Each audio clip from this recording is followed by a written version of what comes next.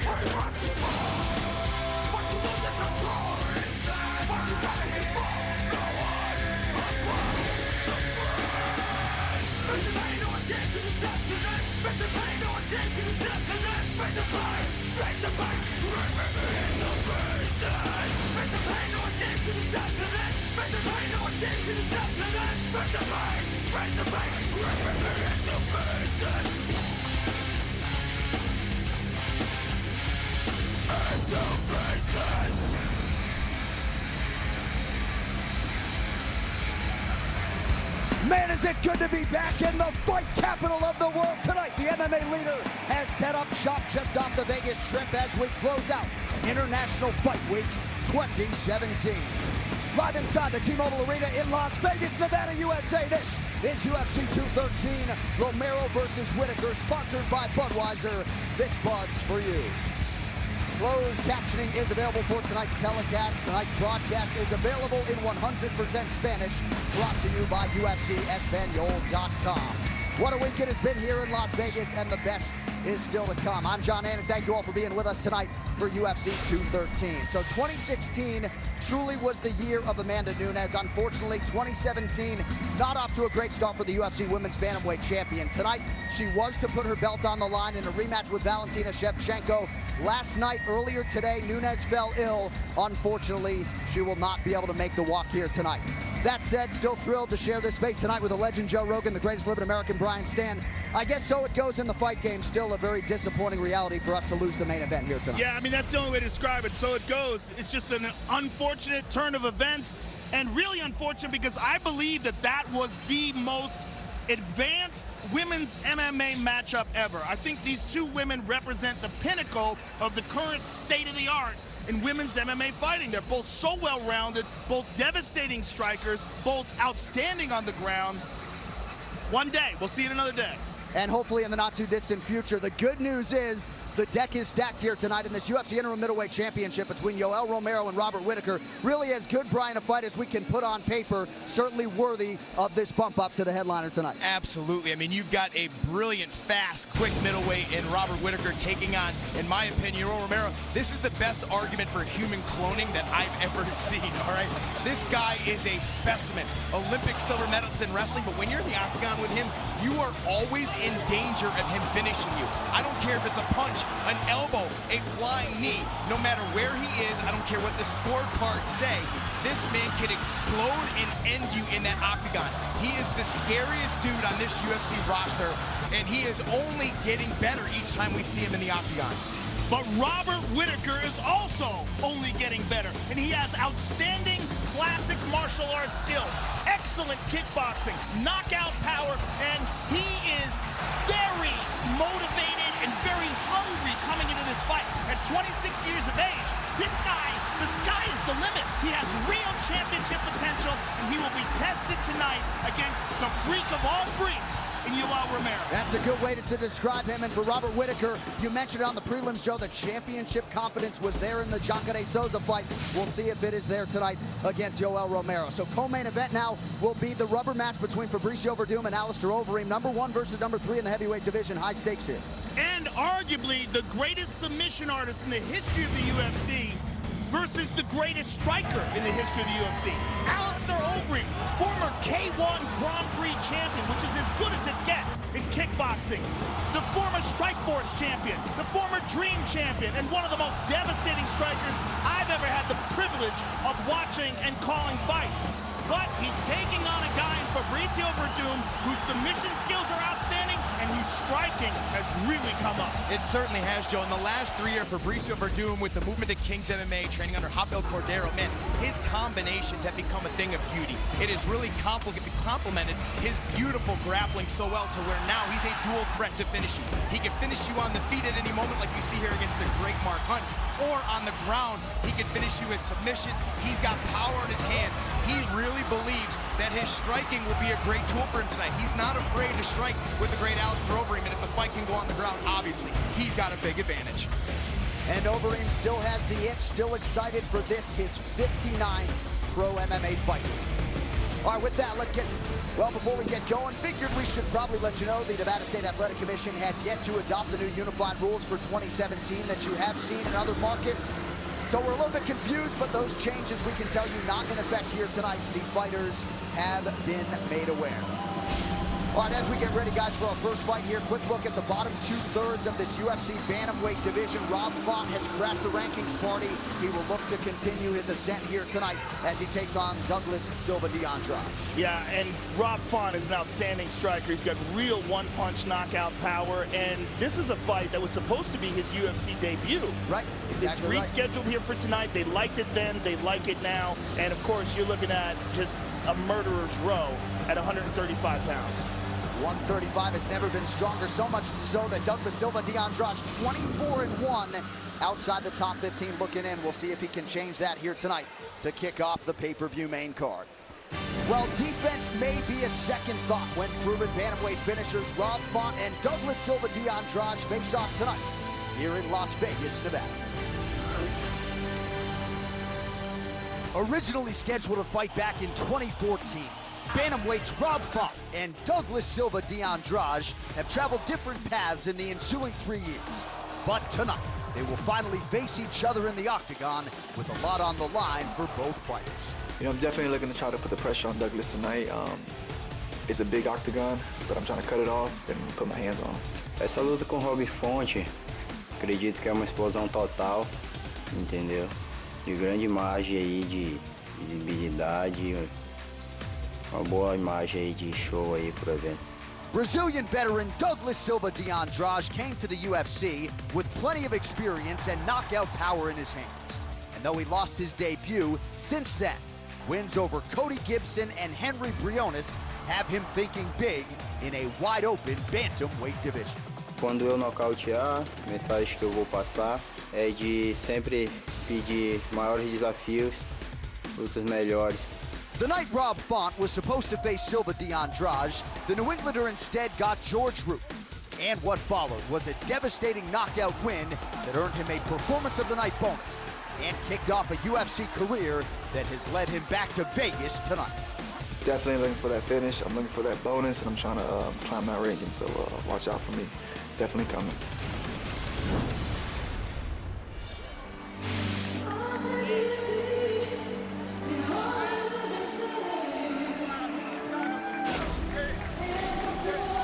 So here's the Brazilian Douglas Silva de Andrade, 24-1 with 1 no contest. Brian, you just don't see records like that in mixed martial arts. We'll see what he can do tonight in what is the biggest fight of his UFC career. Interesting you say that. His opponent, Rob Font, thinks it's a boxing record, thinks he's got a very padded record. But I'll tell you what, despite all the experience he has, I've seen some real growth in Andrade's game. You look back at his fight against Cody Gibson, there were a lot of tells in his striking. Anytime he wanted to throw hard, he loaded up, dropped his hands, stood tall. Tells that you could really capitalize on. But one fight ago, his last fight against Henry Briones, that was gone. He was more diverse, he was more fluid, really fought a much better fight, and showed that he could put the pedal down and push through in a high-paced fight there in round 3 to get the win that he needed. Injuries have been part of the narrative when it comes to Douglas Silva de Andrade. When he fought Henry Briones last November, he did so having returned from a 21-month layoff, multiple surgeries for the same injury, but full bill of health tonight. We'll see if Silva de Andrade can come through as the underdog. So nearly 3 years to the day that he was to make his UFC debut against Douglas Silva de Andrade. Here is Rob Font, currently ranked number 15 in the world, Joe, and for my money, maybe a dark horse in this bantamweight division. He is a talented kid, and he's a smart kid. One of the things that you gotta like about Rob Font is his his cage IQ. What he's able to do is find moments to explode, drop real clean shots in, and that's what we saw in George Roop. George Roop is a difficult guy to get in on. He's really tall and long, and he's an excellent striker himself. And Rob Font landed a bomb on him to start off his UFC career. This is a fight that they think is going to really be able to highlight the technique and the talent of Rob Font. It's a fight they liked for his debut, and they really like it now that he's gotten his feet wet in the UFC, he's gotten comfortable in the octagon, and he's got a full camp to prepare for this. Mark Delagrate, his coach at Sityodtong in Massachusetts, is a big believer in this kid. He actually said this is the most talented guy he's ever trained, and he doesn't say that lightly. He's trained some studs. They actually let me get a look at their notes for this fight. They had 2 pages of what their strategy was going to be, both the strengths and weaknesses of Andrade, and then exactly what they wanted Rob Font to do. Early, fight long, own the center, force sloppy entries by Andrade, which will create openings for Font to either take him down or land that big right hand he has. Rob Font also said he sees some comparables between Douglas Silva de Andrade and John Lineker, the only man to beat Rob Font inside the octagon. He felt like he made a few mistakes that night, and he has shored up those weaknesses, and he plans to make Silva de Andrade pay here tonight. Our Tale of the Tape is brought to you by Performance Inspired, the all-natural high-performance line of sports nutrition trusted by athletes and health enthusiasts. Visit pi-nutrition.com. Rob Font, 30 years old. Silva de Andrade is 32. Font, 1 inch taller. He weighed in 135 pounds, 134 for Silva de Andrade. Rob Font has the 3-inch reach advantage. All right, now to get the main card introductions going, here's Bruce Bowen. Ladies and gentlemen, we are live from the T-Mobile Arena in Las Vegas for UFC 213, Romero versus Whittaker, presented by Budweiser. This buzz for you. And now, this fight is 3 rounds in the UFC bantamweight division. Introducing first, fighting out of the blue corner, a mixed martial artist holding professional record, 24 wins, 1 loss, 1 no contest. He stands 5 feet 7 inches tall, weighing in at 135 pounds. Fighting out of Castelão para Brazil, Douglas da Silva de Andrade. And now introducing his opponent, fighting out of the red corner, a striker holding a professional record, 13 wins, 2 losses. He stands 5 feet 8 inches tall, weighing in at 134 pounds. Fighting out of Woburn, Massachusetts, Rob Font. And when the action begins, our referee in charge, Mark Smith. Mark Smith draws the assignment here. The beautiful Brooklyn's with us tonight on pay-per-view. Glad you are too. As we get ready to kick things off here in the UFC's bantamweight division. Ariane, Brittany, Chrissy, Vanessa also on hand. Rob Font, the number 15 ranked bantamweight in the world, taking on Douglas Silva de Andrade. Font is in black. Silva de Andrade is in yellow, and we are underway. The fight clock brought to you by Budweiser. This bud's for you. I like how he compared Silva de Andrade to Lineker, because one thing that they share in common is they both load up. They're both powerful guys that, especially sometimes you can see the shots coming, but people can't seem to get out of the way. Absolutely, and you know, when you look at that fight against Whittaker, Rob Font fought that entire fight on his heels. You know, really, the moment was just too big for him then. He's much better, much more confident now, and you can see him being a lot more assertive here to start this round.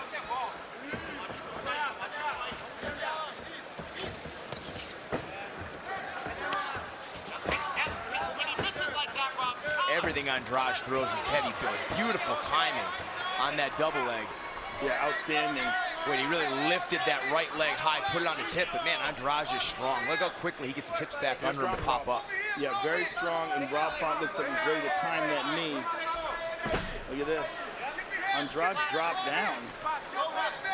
He dropped down like he was looking for a leg lock, but was not in the proper position to try to execute that. That's a weird thing that he just did. Costly error. Again, you know, something you see in the gym and you could pull off maybe on guys that aren't this level, but not here. But his movement was restricted because they were up against the cage. When this is an area of Font's game that has continuously grown. You saw in his last fight against Matt Schnell, he looked absolutely fantastic on the ground with his transitions. Works very hard on his grappling. Yeah, Andrade's moved back to full guard, but you could see that he was, in fact, hunting for a leg lock. You could see he was trying to get an underhook on one of those legs, but Rob Font stuffed it. But you see in these scrambles, look for Andrade to try to go under the legs of Rob Font. Rob looking for a guillotine here, and he's got a hold of the neck. He's under the chin. He's going to go for the high elbow here, and it's a great spot. He could trap the guy's hips against the fence, but he loses it. Good transition, though, in the scramble. Threw a good combination there. Missed with that head kick. I love that, though, when guys fight in the in-between phases of the sport. Sometimes that's an opportunity for guys to break and take a rest. Font uses it to strike. Under 3 minutes here to go in round one. Let's listen into the red corner, Mark Delagrati. Rob, we need to straighten out that right hand. Rob, pace yourself. Pace yourself. Conserve your energy appropriately. Let's be intelligent. You got to lead off with a fake. You can't just throw blind. Give me something before you fire. Yeah, good feints, make him react. Step off with the zigzag, switches, get fun. The step off's there.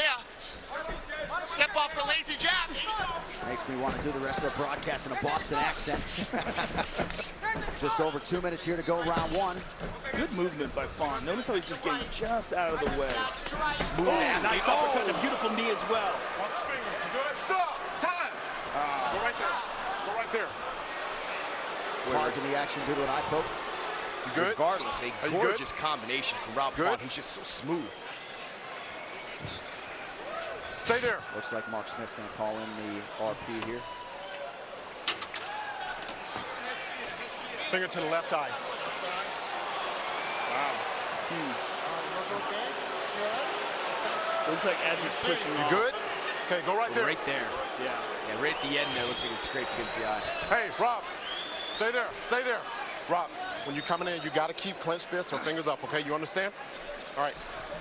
Time in. Fight. 2 minute drop. 2 minute drop. Ooh, nice job by Silva de Andrade to split that guard of Rob Font.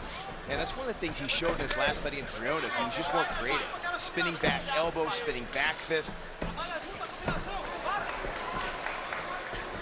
But really, he's just going second too often here in the first round against Font. It has been a constant evolution for Rob Font. Last time out last December. Kick to the body there. This is a plus athlete, Rob Font. Excellent footwork, switching up the stances here a little bit. And both of these guys very athletic, but Font really putting things together well. And Andrade just seems very hesitant tonight.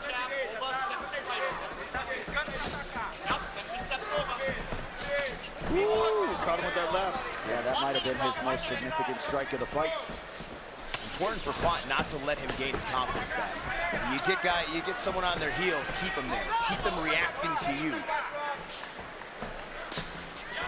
Silva de Andrade has never been finished. A perfect 2-0 since dropping down to 135 pounds. Ooh. Counter knee is clean for Font. I tell you, Andrade landed a nice left hook there, but I'm impressed with Font's ability to roll with the punch and immediately counter.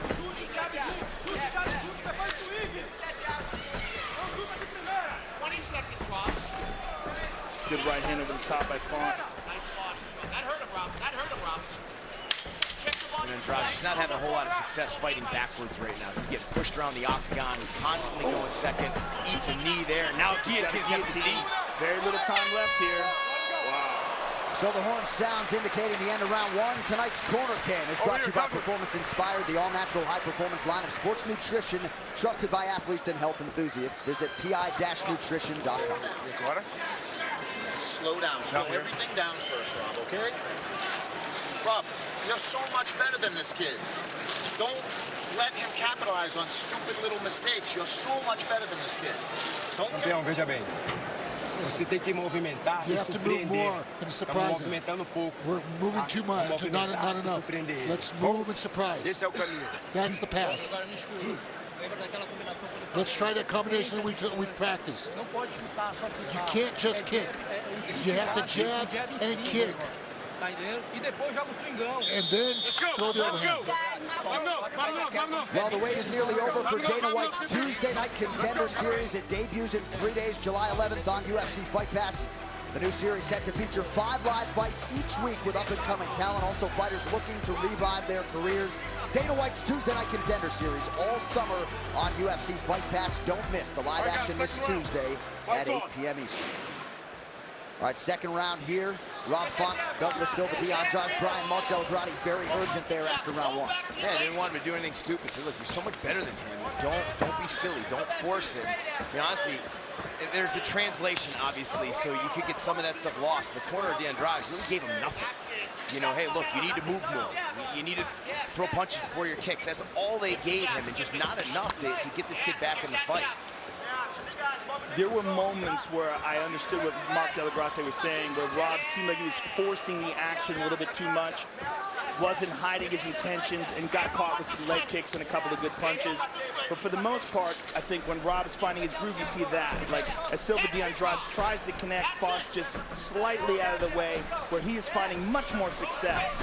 I mean, that's a beautiful exchange right there, where he's in range, he tags him, and as soon as Andrade looks to counter, he's already gone. And it just highlights the talent in this men's bantamweight division. It is quickly becoming one of my favorite divisions to call fights in, as these guys are so well-rounded and so technical. And Font feels like he can hang with the top 5 right now. The onus on him to try to finish Douglas Silva de Andrade tonight as a 3-1 favorite. Well, he doesn't want to get sloppy, because Andrade has some heat on everything he throws.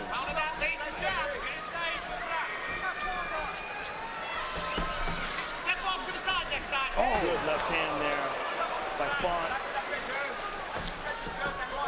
He gets a kick to the body, partially blocked. Ooh, good leg kick there by Andrade, but good capitalizing by Font. Everything Andrade does, you can see it in his eyes. I mean, he's second-guessing his techniques. He's not putting them together, throwing one hard strike at a time. Just missed on that uppercut as we hit the 3-minute mark in this second round of a possible 3. Really like to see Andrade start feinting a little bit, go first, throw longer combinations, put together some hands before you throw that kick. Too much one and done. Ooh, there's a beautiful right hand, and he used the jab to set it up and clear the way. Big right hand by Rob Font.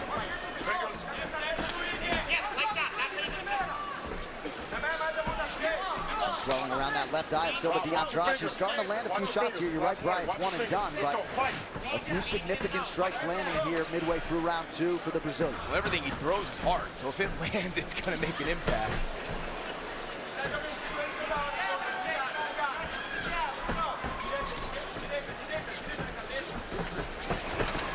Boy, an excellent job. Just putting together his hands, following up with knees. A lot of diversity on the side of Rob Font. Yeah, he's being very creative in there, and he's also recognizing when de Andrade is moving back, how he is leaving openings for different techniques like the knee. Good stiff jab there by Font. Put the right hand behind that stiff jab. He's hurt, Rob. Rob, you just hurt him, Rob. Mark Delagrati feels like they got him on the ropes. Rob, that tight clinch is there, Rob. I don't know if Andrade is hurt, but you could definitely see the confidence draining out of him. Oh, beautiful hand right. No question about that. Nice knee to the body as well. Oh, the elbow, and I love that he goes to the body. Now a takedown for Rob Font. After the onslaught on the feet, just over a minute to go here, round 2. Andrade is still holding on to that neck. This leaves the opening for the Von Flue choke. Work on top. And surprised by the decision there, Font. I mean, he had him hurt on the feet, was going to the body well.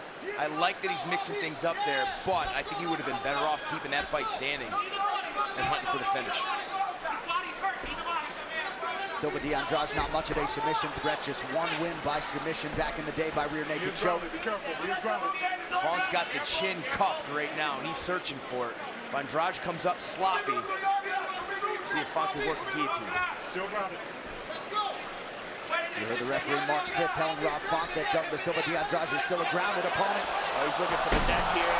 He gets slammed, but he's got the guillotine. He doesn't have a leg wrapped over the body, though. He got it. Beautiful. Rob Font breaking out on pay-per-view, your winner by submission. And that is exactly what he needed here tonight as he continues his ascent up the bantamweight ranks. Beautiful horn-to-horn performance from Rob Font here tonight. Andrade was a dangerous opponent, but it was the perfect opponent to showcase what Rob Font's capable of. That's why they wanted it for their UFC debut. That's why they're happy to take it tonight on pay-per-view. This fight replay is brought to you by Budweiser. This Bud's for you. And here's the big right that started all off. He caught him on the temple, the legs go out. They see him here, he's working for it, he gets slammed. He tries to get the leg over the top, can't do it, but now he's got half guard. He's digging deep with this, and Andrade taps. Very impressive and very technical victory for Rob Font. I think that's a good way to put it. And for Rob Font, Brian, he has finished all 4 of his UFC wins. And again, he came in as a guy who had the confidence of a fighter who could beat the top 5 guys in the world. Again, another outstanding 135-pound fighter. B-Stan, hold that thought because Bruce Buffer has the official decision. Brought to you by Metro PCS, who brings you closer than ever to the UFC on a fast nationwide 4G LTE network. Here's Bruce Buffer. Ladies and gentlemen, referee Mark Smith has called a stop to this contest at 4 minutes, 36 seconds of round number 2. Declaring the winner by submission due to a guillotine choke, Rob Font.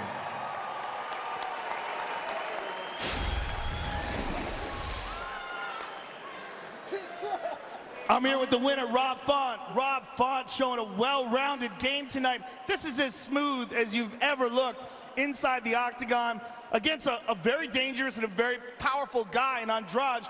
How happy are you with this pay-per-view performance? Oh man, it's a great opportunity. You know, show I'm well-rounded, and I'm here to stay, and I'm here to compete. Now, Mark Delagrate was telling you in between rounds that you are better than this guy, and don't let him hit you with anything that he shouldn't be. How did that affect you? You know, I was giving him the opportunity to hit me. I should have never been there in the first place. But you know, I'm still feeling it out. I was trying to get my groove going, but you know, the performance went great, and I'm happy with the W. You're so hyped up right now. Look at you. You can't even stand still. Take a look at the big screen and enjoy this. You caught him with this perfectly timed right hand. And this is really where you showed how well-rounded you are. Because even though you had him hurt, once you got a hold of his neck, you recognized that you were in control there, and you're very confident in your guillotine. Yeah. You know, I work a lot on that guillotine. I heard him like gagging right there. I was like, all right, just stay with it, just keep it. He's on the wrong side. Like I heard Anderson, my Brazilian Jiu-Jitsu coach, say don't let it go, and I knew we had it. Beautiful performance tonight, Rob. Enjoy it. You let the world know how good you are. Can't wait to see you again. Rob Font, ladies and gentlemen. All right, this. Rob Font goes to 14-2 with the win here tonight. This fight stat brought to you by Performance Inspired, the all-natural high-performance line of sports nutrition, trusted by athletes and health enthusiasts. Visit pi-nutrition.com. So for Rob Font, he gets his 4th finish, as I mentioned, as he gets his 4th UFC win, and that puts him in pretty heady company when it comes to the record books in this UFC bantamweight division. Look for Rob Font to be running around the strip tonight, because I don't think he's going to be able to stand still. He's so amped up. He couldn't even stand still while I was talking to him. And after a performance like that, who wouldn't be? That was some beautiful technique. Let's take another look at it. and really look how he set that up and really finished it in an unorthodox fashion. Take a look first. Here is where he's working to cup the hands under the chin and set it up. Now go ahead and run it. He knows Andrade is going to start to stand up here, and as he does, he's already working his hips in the right direction. Now go ahead and pause it here. Joe, as you mentioned, typically we see the guillotine finish with the leg around the back, but that doesn't happen here. He's instead going to relinquish that, and he's going to try and get his hips more in this direction to finish. Go ahead and run it. And he's going to use now his right leg. Pause it here. Look at where he's got his right foot here. He's using the right foot here to actually get the leverage he needs to get enough torque to finish it. That's really nice technique from Ramfont, who shows a very well-versed, well-rounded skill set again. And that's confidence in that squeeze that he was willing to do that after he rocked the guy, hurt him. He didn't step back, didn't let him stand back up again. He took that opportunity and he crushed it. Well, the legends are out tonight. There he is, the newly minted UFC Hall of Famer, Kazushi Sakuraba. A lot of comedic value to his induction speech as well. There's the welterweight contender, Stephen Wonderboy Thompson, also octagon side here tonight, as is El Kukui, the UFC lightweight contender. Man wants a strap. We'll see when he gets his next fight assignment. Good night here in Las Vegas. UFC 213 is brought to you by Budweiser. This Bud's for you. By Metro PCS, who brings you closer than ever to the UFC on a fast nationwide 4G LTE network. By Performance Inspired, the all-natural high-performance line of sports nutrition trusted by athletes and health enthusiasts. Visit pi-nutrition.com. And by War for Planet of the Apes. Winner takes all this Friday. Only in theaters.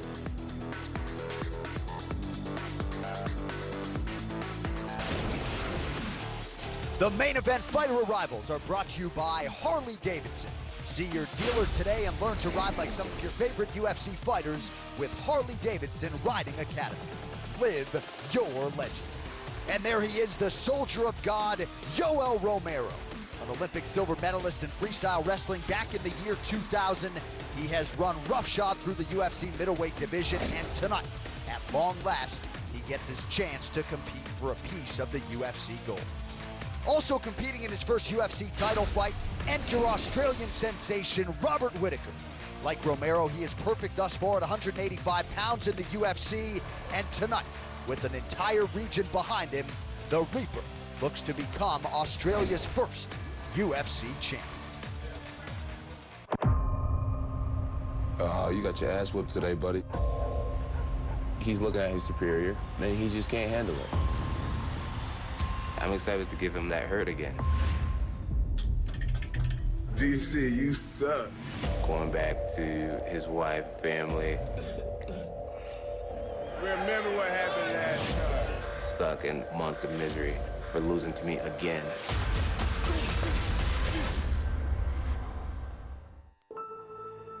As I started to go out and look at talent around the country, I started to realize how much talent there is. The level of athlete is getting better and better. This has never been done in the history of combat sports. We're literally going out there all over the world to try to find the next world champion. Growing up in Waianae, Hawaii, you're always fighting, you know. I believe that God has put me on earth to be a champion one day. My mom did a great job of raising 6 kids. Sometimes we didn't know if we were gonna have heat or not. Sometimes we didn't know if we were gonna have hot water or not. We got through it, and now I'm here fighting for them. I have no idea how I was comfortable sleeping in the football field in Hamilton Park. I had bags of training clothes. I knew deep down, this is all gonna change. I was diagnosed with leukemia when I was 2.5 years old. And I've always been a fighter. All I needed to ever do was show Dana that I deserve to be here. I came from the bottom, clawing my way to the top. This is everything I've been working for. I'm ready. I was the little guy in a pretty rough neighborhood. I'm gonna achieve greatness, and this is just step one. There's no denying that I should be in the UFC. I fight for my kids. I fight for my dreams. I fight for the glory. I fight for my kids, I fight for my family, and I fight to be the best in the world. The only person I fear is my mom. I ain't fighting her, so we good. What's up, Dana? I hope you have that multi-fight deal for me, because I'm coming for the knockout. If you know me, you know what I'm looking for. I'm looking for exciting fighters that go for broke and try to win. I came from the jungle. I'm ready to be one of the top fighters in UFC. I deserve the second chance. I belong in the UFC. Who knows what's gonna happen, but I'm in there to finish my opponent. For Dana to be impressed, I have to finish this guy. I'm gonna put on the fight of my life. The Tuesday Night Contender Series live and only on UFC Fight Pass.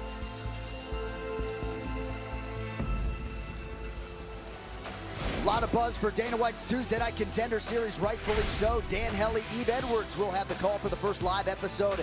They'll split duties with Brendan Fitzgerald and Paul Felder, who will work the next episode Tuesday, July 18th. Don't miss the live action beginning this Tuesday, exclusively on UFC Fight Pass. And let's show you everything that's coming your way on UFC Fight Pass over the next 2 weeks, if you don't mind. Of course, Dana White's Tuesday Night Contender Series, 5 live fights every Tuesday, all summer, beginning on July 11th at 8 p.m. Eastern, 5 p.m. Pacific. Episode 2 is coming up on July 18th. We'll have Fight Pass prelims in between on July 16th. Next live event is coming up in Scotland on Sunday.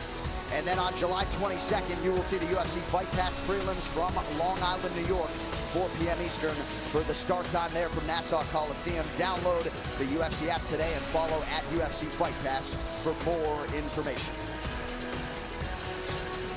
UFC 213, Romero versus Whittaker, live from T-Mobile Arena here in Las Vegas, is sponsored by Budweiser. This Bud's for you. Back in the weight class in which he had his greatest moments as a pro, Anthony Showtime Pettis finds himself in another big spot tonight as he draws one of the toughest outs in the sport, New Jersey's Jim Miller. Milwaukee is the place that reared Anthony Pettis, but when Showtime returns to the octagon to face Jim Miller in Las Vegas tonight, consider it a homecoming as Pettis makes his way back to the lightweight division he once ruled as champion. I've always been a big name in this division. Whoever fights me knows it's going to be a fight, but I'm coming to go out there and get my spot back. You know, of course, Anthony's going to say he's going to try to use me as a launching pad, but I'm pretty good spoiling things. So, you know, I'm going to come out and fight my fight, and if I do that, you know, I'm going to take home the W tonight. Blessed with a deadly combination of talent and work ethic, Jim Miller's greatest attribute may be his resilience, because after a nearly 2-year run in which he labored to a 1-4 mark, he came back firing in 2016 to win 3 of his next 4 over Takanori Gomi, Joe Lozon, and Thiago Alves, en route to this showcase bout tonight with Showtime Pettis. I finally got a little bit more momentum going in my career, and I'm looking to continue that tonight and keep going strong and get another win and make a statement. Tempted by the prospect of becoming a 2-division champion, Anthony Pettis tested out the waters at featherweight last year. But he decided that his legacy will be just as impressive if he can regain the lightweight crown, a quest that begins for him in earnest here tonight. I want to show the world that Showtime's back at 155. This is my division. I was champ at this division before, and will be again.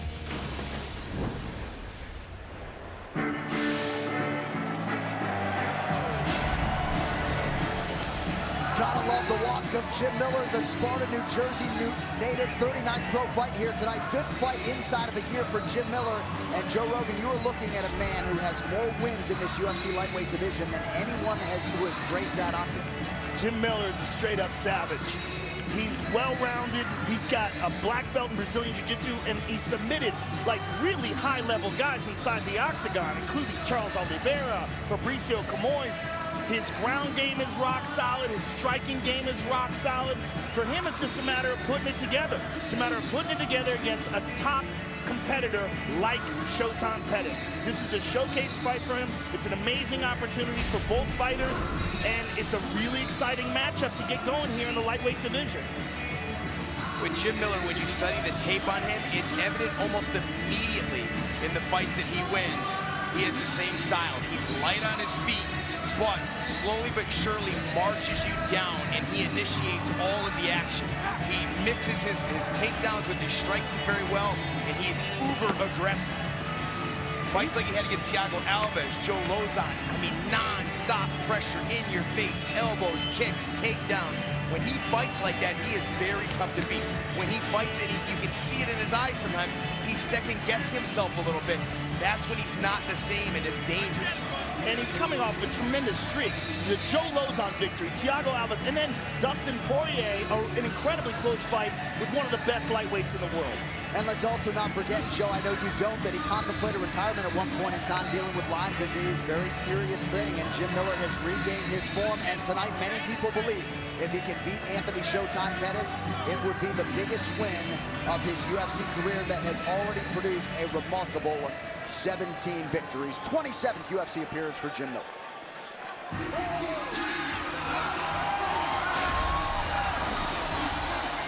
Back up at 155 pounds, Brian, here is Anthony Showtime Pettis. He felt like he became desperate and hyper-focused on the belt.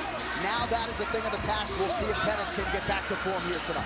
Hey, really, he talked again about fighting closer to his natural weight. He actually incorporated strength conditioning for the first time ever. Something that I've thought a long time about Anthony Pettis. He's a tremendous athlete.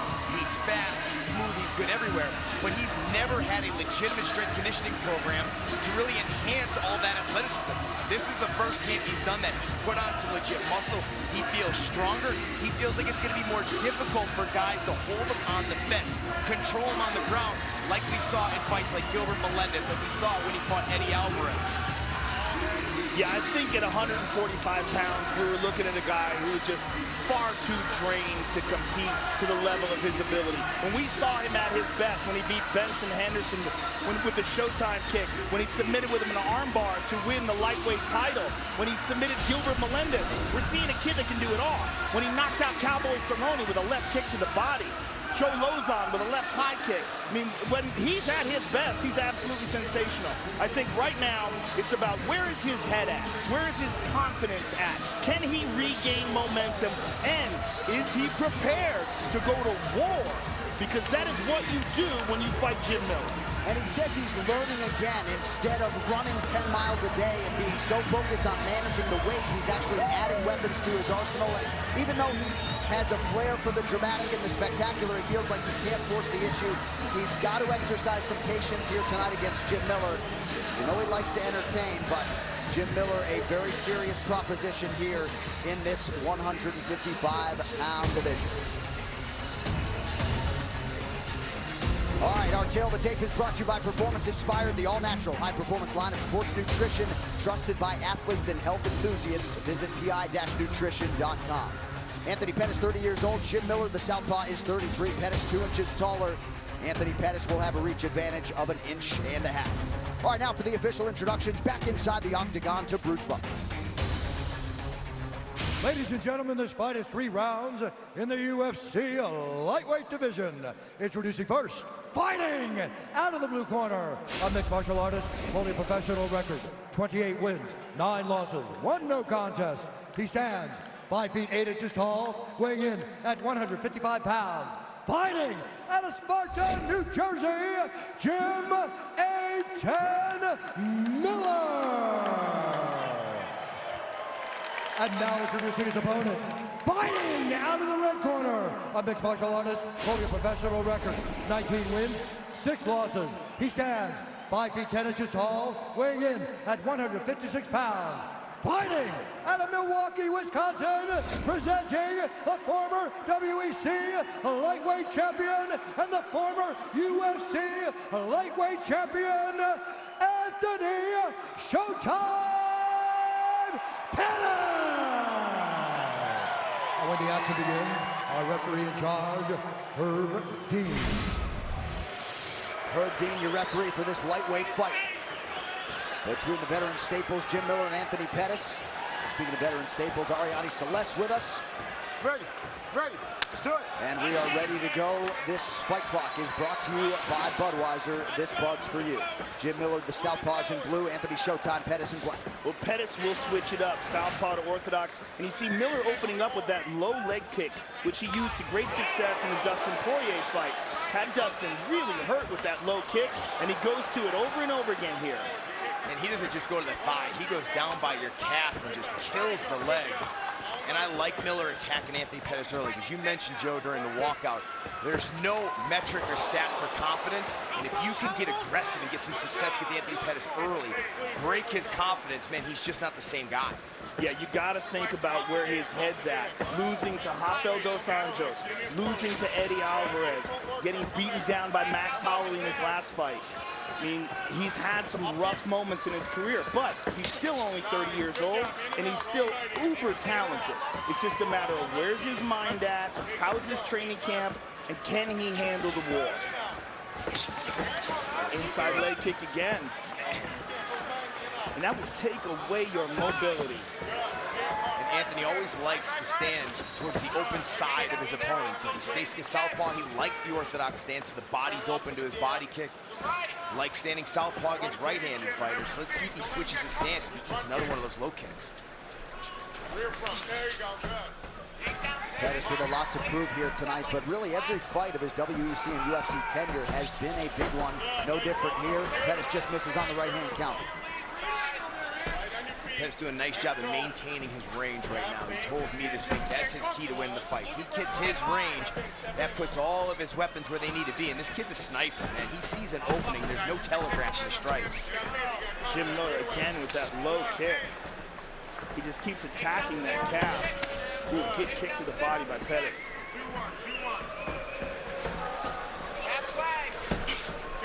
I like these feints from Jim Miller. That'll draw out some of these kicks, some of the techniques from Anthony Pettis, and allow Jim Miller to get inside, land his own combinations, and potentially some takedowns, which he would also like to do in this fight, put Anthony Pettis on his back. Stiff right hand lands there for Pettis. Less than 3 minutes here to go, round one.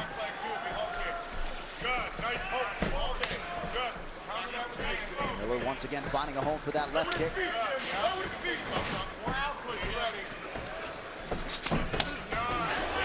Beautiful kick by Pettis. Really nice counterflying knee. He hurt him. Miller covering up, yet still returning fire. Anyway, as he was covered up, though, Pettis was altering. He'd thrown the right hook instead of the straight, landed it twice. And he's mixing it up, going to the body as well.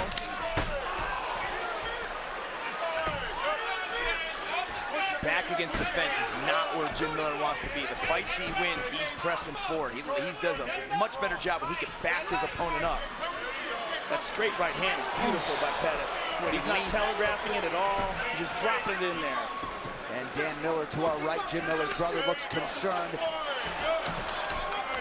Boy, Pettis getting right out of range. He's nailing him, and then watch Jim Miller whiff.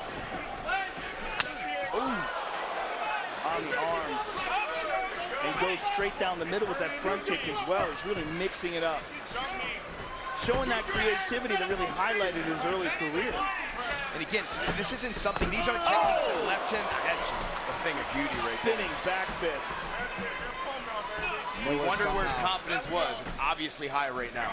Miller somehow able to eat that spinning back fist without too much issue. You see some of the redness in that body area for Jim Miller. Oh, beautiful switch kick. And that's that Taekwondo background. He's got such a great mix of traditional martial arts techniques plus Muay Thai and again, his underrated submission game. And his submissions are quick, too. I mean, it's light and fast how quick he can change his hips. Look at him inviting Miller to kick his lead leg. He wants him to do it.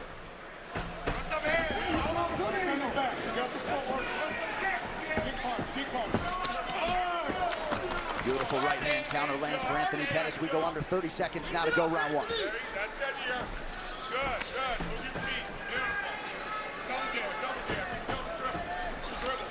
Boy, no takedown attempt from Miller yet. Not even just trying to look for a single to get his back off the fence. Nice shot to the body there, though. And landed the right hand over the top as well. Good kick to the body by Miller as well. Oh, head kick. He caught that one on the chin. He might have got wobbled. Outstanding first round as expected. Tonight's Corner King is brought to you by Performance Inspired, the all-natural high-performance line of sports nutrition, trusted by athletes and health enthusiasts. Visit pi-nutrition.com. When you kick, lean back, because he's trying to come over. Yes, sir. You're looking great. Okay? Little level change fakes. Coach said he's going to be shooting, so be ready for that knee. Shooting, all right? So you're like overhand shot. Those are his main focus right there. You're doing great. So early on, Miller was having success with his inside leg kick. Over and over again, he landed it. But Pettis seemed to find his range, get his confidence and his timing, and towards the second half of the round, he really started to shine. And he was so accurate as well. I mean, he's finding a home for that right hand almost every single time he throws it. Look at him step through here with the fake of the kick, and bam! Caught him flush to the left side of his face. And Miller is tough as they come, but man, he can't eat too many of those. Yeah, Miller with good low kicks early, but all Pettis towards the second half of the round. And Pettis got a feeling about him now. Like he's energized, he's confident, and he's got momentum on his side now. Very important for Jim Miller to do something to break that rhythm now. Nice left hand there. Pettis expecting a shot as his corners want him. Expect Jim Miller to shoot and try and wrestle him. Let's see if Jim does. Well, that has been where Pettis has had problems in the past. The only guy who really beat him standing up was Edson Barboza. Other than the Max Holloway fight, which he was kind of really depleted. He had no business being at 145 pounds. But every other fight we've seen Anthony Pettis lose, people have wrestled him. They've put him on the fence, they've controlled him, they've neutralized him. And that was what Gilbert Melendez tried unsuccessfully, and he got caught in a guillotine. Now, submitting Gilbert Melendez is just a huge feather in Anthony Pettis' cap and shows you how talented he is. Oh, he went high. Huge opportunity here for Jim Miller. Just as his corner called for him to wrestle, there is that Jim Miller corner. For the triangle. If it's not instant, it's shame. Wow. He doesn't have it. Someone's bleeding. I believe it's Jim Miller who's bleeding badly. Able to squirm out. Helping him get out of the triangle attempts. I wonder where the cut is. It's hard for us to tell here with Miller's face down. He's going to come right back for the triangle there. Miller smartly postures up immediate. We're being told it was a head kick that opened up the cut. Yeah, it was a right high kick. And that's the same kick Miller caught to actually get this takedown. That's how tough Jim is. Miller just landed a good elbow from the top. He may have cut Pettis.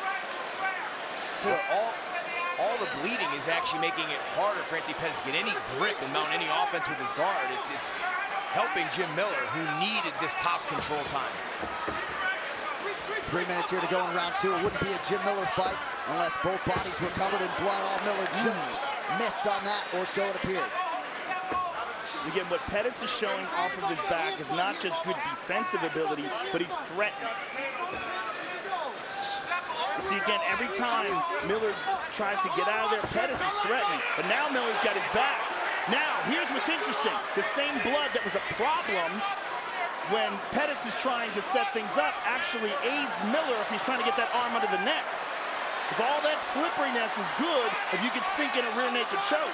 I'll tell you what, I've grappled with Jim Miller before. He is deceptively strong on the ground for his weight. Look at this, look at this. Beautiful transition there, and Pettis is off the back. And Pettis is so smooth on the ground himself, really nicely done. And Pettis, no interest in letting Miller back to his feet. Some hard, short elbows by Pettis.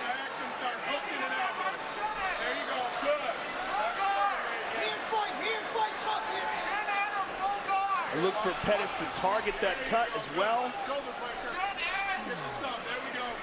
You hear Duke Rufus calling out for shoulder pressure. They want him to pass. They don't want him to get swept. It's going to be very difficult for Miller to control Pettis' body here because of all the sweat, all the blood. Here's Miller's best opportunity to kick away and get up, and he needs to take advantage of it. Pettis nicely keeping the pressure on him. But Miller's having a hard time seeing right now. He's doing a good job neutralizing some of the ground and pound, but no threat whatsoever to dig for an underhook here, get to a hip, and try and get back to his feet. Hard elbow there by Pettis. And he's passing, moves to side control. Look at the mount now.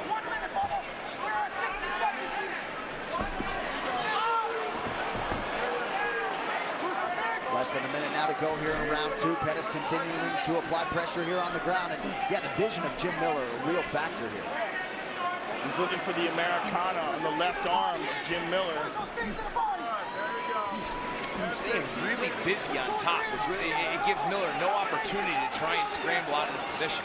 He's constantly on the defense, whether it's ground and pound or a sub attempt or a transition back. Miller he got a little impatient there, and he almost tried to pop up out of that and expose his neck. He's got to do this technically. Can't sleep on the grappling. And Miller back up to his feet. What a fight. And beautiful trip. Something we don't see that often from Anthony Pettis. Him looking for takedowns really highlights the work he's done with his wrestling coach, Israel Martinez. Outstanding final 2 minutes of the round for Anthony Showtime Pettis.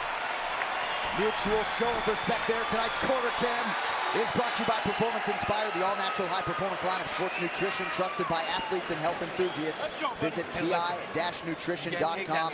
They will work on that cut of Jim Miller. We got to crowd him. He's only looking for his armbar. He can only get that if he moves his hips out. All right? It's awesome. Let me just take a look. The foot on the bottom. We got to get to our full, or we got to get that shot across. What? Couldn't get a hold of him. I know. I understand. Relax. Relax. We know we can get a takedown. We know we can finish it. Okay? Yeah. If you get desperate, you have the leg option. Come on, suck it up. 5 minutes, buddy. And here is the right high kick. Bam, and Miller tough enough, catches it, eats it, catches it, sweeps the leg, gets on top. But that's what opened up that massive cut. And then here's Pettis really showing the diversity of his ground and pound, excellent ability to maintain top position. And then takedown of his own as he reaps the leg out from under him, takes him down. Momentum all on the side of Anthony Pettis right now. Brian, what did you think about Jim Miller's corner thinking that they should take this fight to the ground? I mean, you know, I guess they're thinking on the feet, he's just not having any success with Anthony. So they want him to go on top where they believe he can finish him. We haven't seen him execute a takedown yet, outside of catching the kick. And I'm surprised they don't have him go back to that low leg kick that he was having such success with. I mean, he just abandoned that. There it is. Beautiful. I mean, it's such a painful kick. Oh, it's awful. And again, if Anthony can't put weight on that lead leg, it really limits a lot of his offense and may cause him to have to switch stances.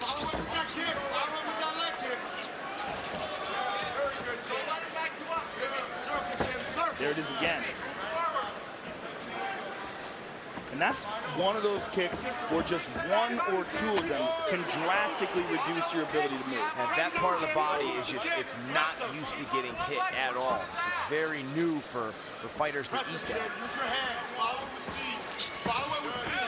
We saw it in one of the fights last night where a fighter's calf was hurt very bad. Well, next Sunday, it's an FS1 UFC Fight Night welterweight main event. Gunnar Nelson, Santiago Ponzinibbio. Special start time Sunday, July 16th, 3 p.m. Eastern, noon Pacific on FS1.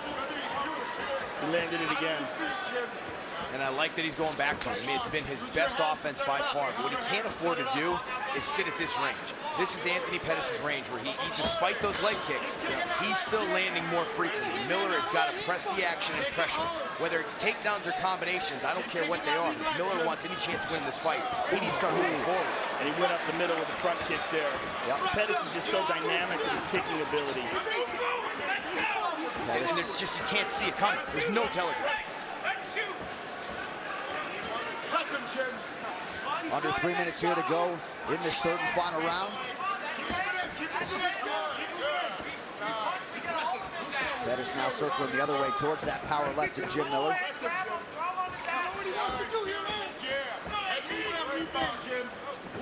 Well, not sure it ever left, but the confidence is there for Anthony Showtime Pettis tonight. Let's listen in to Duke Rufus and company.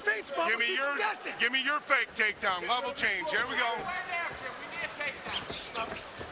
Good. Too fast. Another excellent leg kick here by Miller. Beautiful jab, Ali style. There we go, right on the feet here. Not showing any ill effects from those kicks. That's it. Yeah, good kick. 2 minutes, kiddo. Keep moving those feet, No, he's moving those feet so Jim Miller can't hit him with those low kicks anymore. It's when he's standing stationary that Miller sets those up. Yeah, Miller's getting him in the transition like right here. Yep. Follow it up. Follow it up, Jim. Follow it up. Angle out, circle. 2 minutes now to go. Good shot from Miller, but Pettis stays upright. Excellent job, quickly digging for underhooks. Good balance from Anthony Pettis to defend that. Izzy style wrestling on display. Elbows there, Jim. Pummel on left side. Go for it. Right elbows there, Jim. Minute 30. A lot of damage inflicted by Pettis on that left leg of Jim Miller.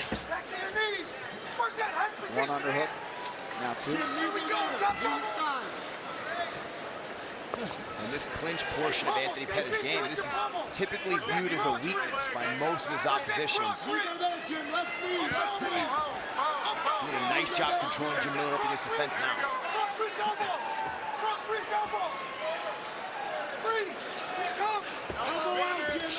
Good elbow. Interesting too, because Pettis' corner was calling for that technique. They wanted him to throw the elbow. Less than a minute, Jim. Miller trying to get some air into those lungs. Pettis continues to apply pressure. 45 seconds to go now. 45, let's go for some. Let's jump the scissors. Left knee, Jim, left knee. Left knee is dead. Elbow, Jim, elbow. Angle out, angle out. Angle out. 30 seconds, Jim.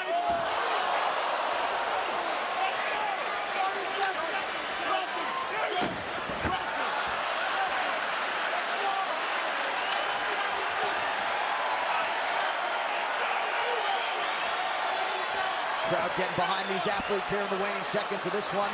Little groin strike there. Pettis says, let's fight on.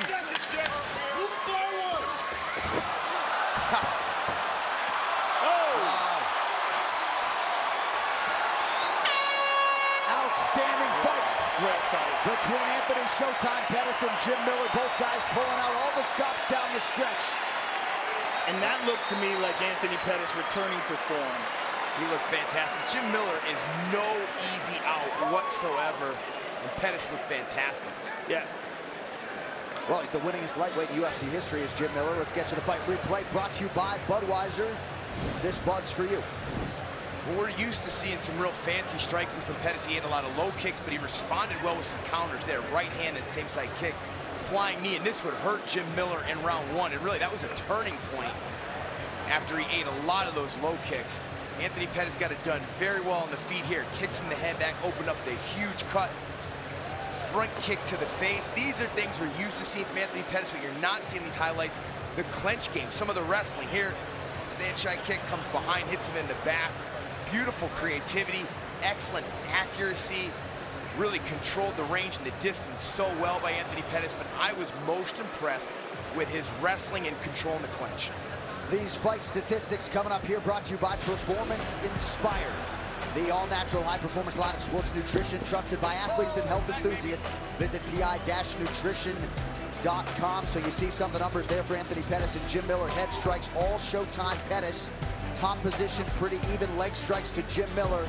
But unofficially, Anthony Pettis landing nearly 70% of his total strike attempts here tonight. Jim Miller under 50%. The official decision now brought to you by Metro PCS, who brings you closer than ever to the UFC on a fast nationwide 4G LTE network. Here's Bruce Buffer. Ladies and gentlemen, after 3 rounds, we go to the judges' scorecards for decision. All 3 judges score this contest 30-27 for the winner by unanimous decision, Anthony Showtime!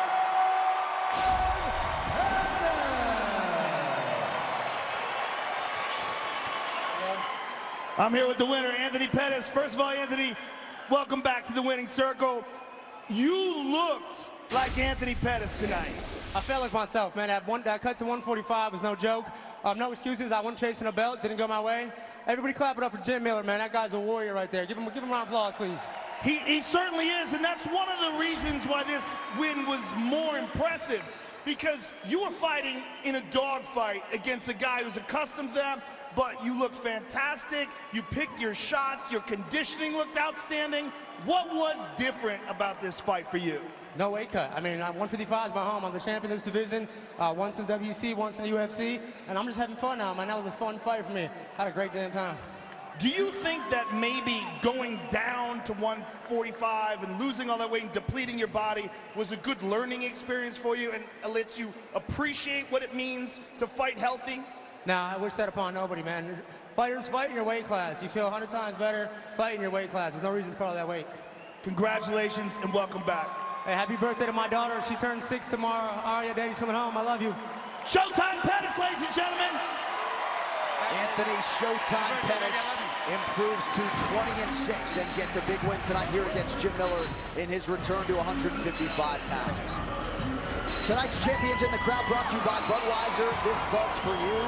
There's the UFC Bantamweight champion Cody Garbrandt, Kevin Lee, liking the bright lights of the camera there. The Motown phenom, gotta love him.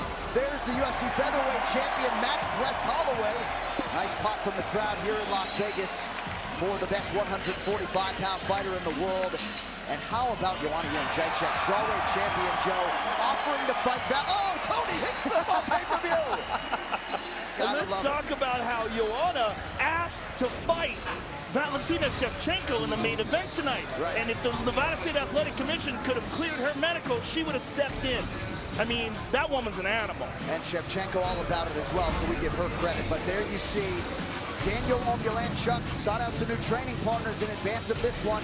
We'll see if that work pays dividends here tonight. He'll try to keep his ranking here in the top 15 as he takes on a man in Curtis Razor Blades who is absolutely no-nonsense, former junior college national wrestling champion turned mixed martial arts knockout artist. And later this month, the UFC returns to pay-per-view in Anaheim, California. One of the greatest of all time, Jon Jones, is back and looking to take what he believes is his.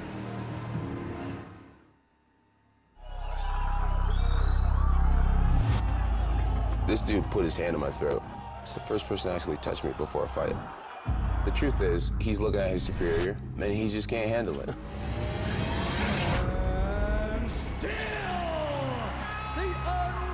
You have lost your mind. Superior, you lost the belt because of the things you did. Breaking news just into Fox Sports 1. The UFC has stripped Jon Jones of his light heavyweight title. He's involved in all sorts of drama and trouble in his personal life. U.S. anti-doping agency has informed Jon Jones. But just didn't see it. First time since 2011, a man other than Jon Jones will be called champion at 205. Daniel's got it under the net. Locked it up. And it's all over. I always believed with every part of me that I would be the UFC champion. It's under the neck. And there's the tap. And still. He has the belt, but he's not the champ. I've been fighting for world titles since I was 23. The last 5 years, it's been 5-round fights against the baddest dude in the world. But at the end of the day, I know I'm a champion. I know I've never lost a fight. Can he look himself in the mirror and call himself the champion, knowing he never beat me? No. You know, a lot of people will say that. Well, you're a fake champion, you haven't beaten Jones. Well, I didn't have to. I haven't been suspended. I didn't get stripped from my championship. In order to be the champion, you have to beat the champion. He can fight all the other light heavyweights that he wants. He can beat every light heavyweight until he beats me. That belt over there is a piece of I've accomplished everything that I've ever wanted to accomplish. I mean, I could have walked away, but the competitor in me says that I have to right that wrong. My legacy matters to me. I can't lose this fight. This is life or death for me. DC needs to win the fight because he wants to prove to people that he's the real champ. You know, I'm fighting for something way bigger than DC. I need to get my life back. Daniel Cormier still has my belt. I'm on a journey to get it back. This is a kid that's long needed to be put in his place. I am the person to do it. I'm planning to break his spirit, his heart. You know, I know he doesn't have what I have, that thing inside that just don't allow you to lose. It's all over! He doesn't deserve all this.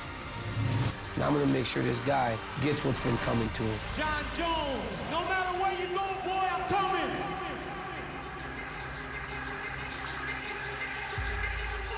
Yes, yes, give me all of that and then some. Saturday, July 29, UFC 214, going down from Anaheim, California. The rematch we've all been waiting for, Daniel Cormier, Jon Jones for the UFC light heavyweight title. It is July 29, 10 in the East, 7 in the West. You can only see it on pay-per-view. Of course, though, the Cormier-Jones rematch, not the only big event of the summer. Floyd Mayweather and Conor McGregor will share a boxing ring, as you may have heard, August 26th in this very building. First, though, the World Press Tour. It figures to be absolutely absurd. It begins in less than 72 hours in Los Angeles. Then it is off to Toronto, Brooklyn, New York, before they close it out in London, England. Standing room only, I'd imagine, for the press tour of Floyd Mayweather and Conor McGregor. But now more UFC 213 action and a golden opportunity for two very talented big men to break out. One of the top prospects in the heavyweight division, Curtis Blaydes, has the chance to seize the main card spotlight tonight if he can upend Polish contender Daniel Omielanczuk. The old guard meets the new breed in a wide-open heavyweight division tonight, as Curtis Blaydes attempts to take his promising career to the next level by beating a veteran competitor with a steel chin and the resolve to match, Polish contender Daniel Omielanczuk. Na razie skupiam się na tej walce i nie myślę o tym, co będzie później, czy mogę przyatakować. Muszę pokonać Curtisa Bladesa, dopiero będę myślał, co dalej. Daniel's game plan is going to be to turn it into a slugfest, which is his best option of beating me. And the way to combat that is to pressure him and put his back on the octagon. Curtis Blaydes knows Daniel Omielanczuk is coming for a win tonight. That's a prospect the Illinois native won't even consider. Because while the ultra-tough Polish fighter has never been stopped by strikes in his nearly 8-year pro career, Razor Blaydes has shown against Cody East and Adam Milstead when he lets his heavy hands go, no opponent is safe. The other heavyweights, you need to be worried about me because I'm only 26 and I can get a whole lot better than what I am today. So we'll just wait and see. With the Polish invasion in full swing in the UFC, one of the country's fighting pioneers, Daniel Omielanczuk, wants to reignite his run to the top by scoring a decisive win over rising star Curtis Blaydes tonight. And as he's proven in the past, when he is on, he's a tough out for any heavyweight in the world. No myślę, jeżeli pokonam Curtisa Bladesa, więc mogę śmiało startować na pierwszą dziesiątkę.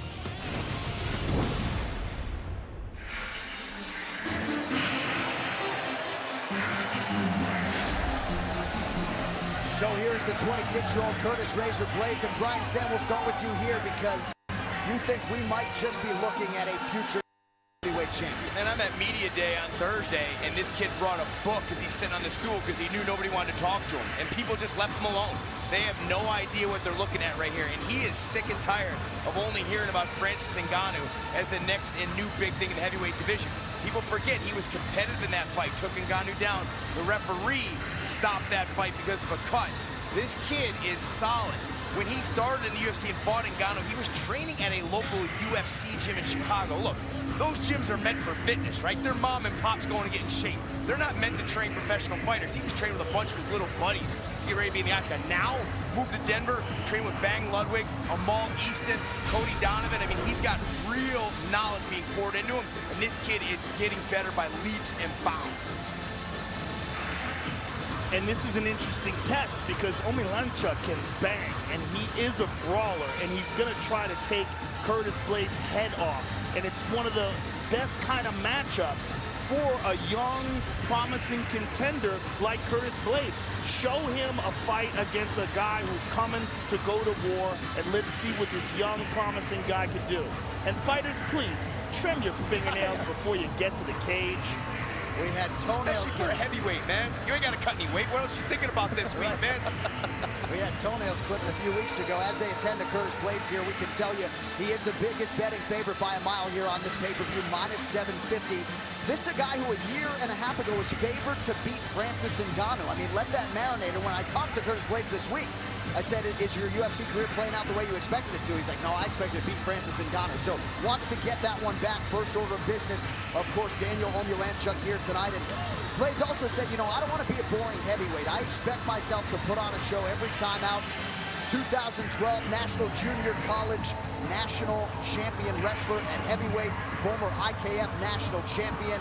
A lot of amateur combat experience and a big one in front of Curtis Razor Blaydes here tonight in Vegas.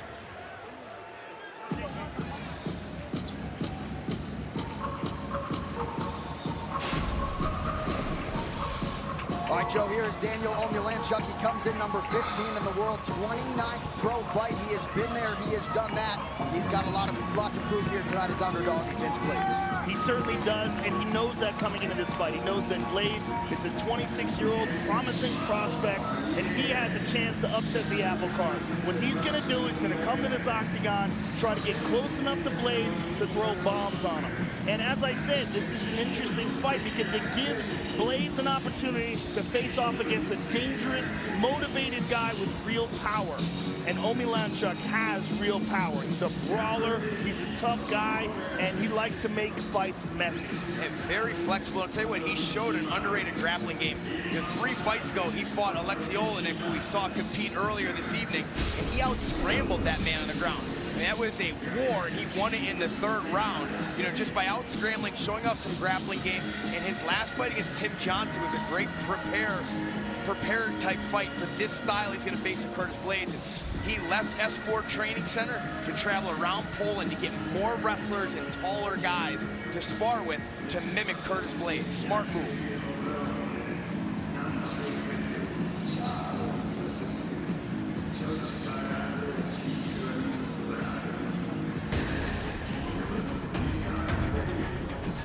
Here's the tail of the tape, brought to you by Performance Inspired, the all-natural high-performance line of sports nutrition, trusted by athletes and health enthusiasts. Visit pi-nutrition.com. Omielanchuk, 34 years old. Curtis Razor Blades, still just 26. He is taller by 4 inches. 248 pounds for Omielanchuk, 257, and a hook for Blades, who will have a 6-inch reach advantage. All right, with that, we now go inside the octagon for the official introductions to Bruce Buffer. Ladies and gentlemen, this fight is 3 rounds in the UFC heavyweight division. Introducing first, fighting out of the blue corner, a mixed martial artist holding a professional record, 6 wins, 1 loss, 1 no contest. He stands 6 feet 4 inches tall, weighing in at 257 1/2 pounds. Fighting out of Chicago, Illinois, Curtis Razor Blades. And now introducing his opponent, fighting out of the red corner, a mixed martial artist holding a professional record, 19 wins, 7 losses, 1 draw, 1 no contest. He stands 6 feet tall, weighing in at 248 pounds. Fighting out of Warsaw, Poland, Daniel Omielanchuk. And when the action begins, our referee in charge, Mark Goddard. Mark Goddard, 3rd man in the octagon for this one. The lovely Vanessa Hansen getting us started for round 1. Thank you, B. Ready to go. Here with this featured bout in the UFC's heavyweight division, which is wide open at present here in 2017. Let's do it. Daniel Omielanchuk in black and Curtis Blades in blue. The fight clock is brought to you by Budweiser. This Bud's for you. By far, this is the best physical shape we've ever seen Curtis Blades in. He is much leaner than previous fights we've seen him. And Blades says he does keep the focus on himself largely, but focused on southpaw defense. That's good in the thigh, that's good. In advance of this one against Omielanchuk. Interesting, Omielanchuk was complaining about a low knee, but that one was low. Yeah, I mean, that's 100%. The other one went the inside of the thigh. Mark Goddard said it's good, and I guess Curtis Blades got a little confident. You tell me you're good. You tell me you're good. Listen, I'm going to take that front position away. That's twice that it's gone in there now. I know it's unintentional, but you had front position. I'm going to restart you neutral, okay? Think about the knees. Come out, gents. Come out. Pick those knees. Climb in. Let's go. Well explained there by Goddard. He takes away the dominant position from Blades.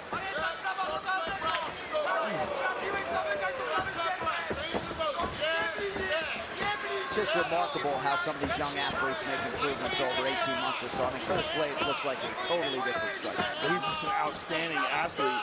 I mean, look at the horsepower that guy's carrying in his legs. Look at this, Omielanchuk looking for the neck.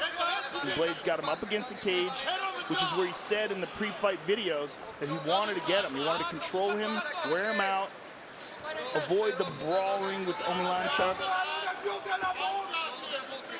A lot of the videos Dwayne Ludwig's posted of his work with Curtis Blades, the combinations, the footwork, everything so much improved.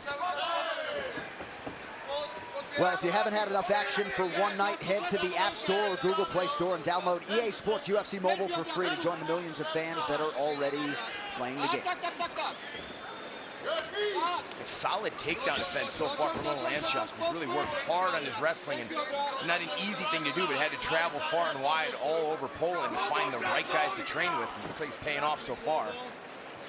Well, as mixed martial arts becomes more popular, you're seeing higher and higher level wrestling coming out of these places that we don't traditionally know as wrestling-heavy states or wrestling-heavy countries.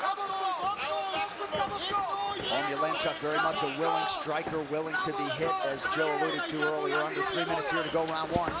I'll tell you what, Omielanczuk has some really beautiful kicks that catch you off guard. Very flexible for a guy built like that. We rarely get to see him because he faces guys like Curtis Blades or his last fight, Tim Johnson, guys who want to take him down. Good kick to the body right there. Beautiful.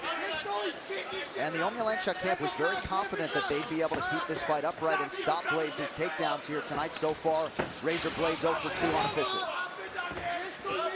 Yeah, we've seen Blades run through guys. I mean, this fight against Adam Milstead, Milstead could not stop the takedowns at all. Drove through him like a truck. Omielanczuk doing an excellent job using that right overhook, or the whizzer as we call it, and then fighting with the opposite arm to either get an underhook or now he's fighting underneath the chin. 2 minutes now to go in round one.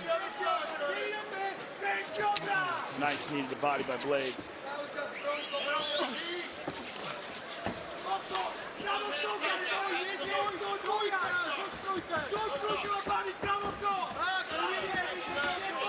Blades working with Dwayne Bang Ludwig, as Brian mentioned, about 3 times a week during this training camp. A feint heavy attack here tonight.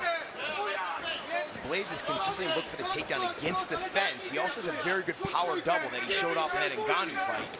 I think he'd be better off trying some of these takedowns in the open mat. Yeah, we're seeing really impressive takedown defense by Omielanczuk. I mean, he knew what he was getting into coming into this fight, and he really is prepared well. Yeah, and this is an area where when he fought Leslie Olenek, I mean, he got taken down against the fence many, many times in that fight. Massive improvements, but he still has to create space, capitalize more, because with his back on the fence this much, typically judges are going to give this round to Curtis Blades. And it's also probably got to motivate him now, knowing Olenek just beat a top 10 heavyweight tonight. Right. And, you know, probably emerged as one of the top 10 guys himself now. You can see. This is a huge opportunity for him with, you know, a massive favorite in Curtis Blades. Let's make it work, and gentlemen. sometimes You when you want to get stay there, athletes like stay Blades busy, and please. they're learning so many new techniques and they're getting better, there's learning curves and there's times where it slows them down. You've learned so much new stuff that you're thinking a little bit in there and you're fighting a little bit slower. Again, good takedown defense. Really a forced attempt from Curtis Blades, not setting these up well. I like that Omielanczuk is still throwing those kicks to the body, even though he knows the threat of a takedown is there. Yeah, caught him there. Tonight's Corner Cam is brought to you by Performance Inspired, the all-natural high-performance line of sports nutrition trusted by athletes and health enthusiasts. Visit pi-nutrition.com. Do you want to see? Słuchaj, musisz iść w niego. You must go for him. Ja wiem, bo dużo bardzo broniłeś i wybroniłeś bardzo ładnie, ale musisz zaboksować. You defended many takedowns, but you need to defend more. You need to box more. Don't stop. You need to be first to hit him. He will try to tire you down on the fence. Nie cofaj się też w linii, schodź na bok. Don't go back, get back to the line. Prawy cios, zacznij od lewy. Start with right, finish with the left. Prawy sierp, tam masz miejsce. Lewy hak, prawy sierp, okay? He's getting his head lower than you on the fence. So I need your head on his jaw or on his neck so that he can't get under you. Whatever side you come on, head on the same side, okay? Keep him dry at the end of the time, please. Let's go, boys. Good sound, baby. Hey, you're winning the strike, trust it. Towel, let's dry. That was UFC veteran Cody Donovan with the final instructions for Curtis Blades. Chrissy Blair is in the building tonight. So Blades unofficially 0 for 5 on the takedown attempts in round one. Good sign, Brian, for Daniel Omielanczuk, but he had to work hard defensively. He did, but I got to feel like he pulled some confidence from the end of round one. You know, he landed some nice knees, even with his back on the fence. Was able to throw some kicks as well and wasn't taken down from him. Like to see him open up more when he's got space like he does right now. Yeah, he's got that very good left kick to the body that Omielanczuk keeps landing. And Blades, a nice knee to the body and a right hand behind it. And I like the adjustment for Blades. Open up, throw your own combinations. The takedowns aren't working. Switch it up now. And again, Omielanczuk using the fence to his advantage. Got a little winch there out of Curtis Blades, but he bails on the choke. You know, it's interesting, Brian. Like, Omielanczuk is very confident up against the cage, stopping the takedown. And Curtis Blades has not been able to do anything about it, but he's not adjusting. He's not making any changes. It's difficult to figure out whether he's trying to just wear him down or whether he's just kind of stuck. And I think sometimes fighters, when they're in there, they find a comfort zone where, hey, you know what? I can't get punched by this guy who throws heavy. I'm safe here. I would like Omielanczuk to continue to open up with that left kick to the body because it is fast and it's powerful. And in this position, you know, he's throwing it from the southpaw stance. It opens up and he's going right at the liver. Man, that right hand is pretty low of Curtis Blades. I mean, I've seen Omielanczuk execute high kicks. He's flexible enough to do it. Don't know if he's got the gas in his tank right now to do it, but try to wrap that leg over the right hand of Curtis Blades. I think that's the issue, Bryce, just fighting that fatigue. Just over 3 minutes here to go, round 2. Blades has worked very hard on his cardio, and to your point, Brian, the physique shows it. Yeah, and you know, training at altitude, big advantage for him as well. Living at altitude now.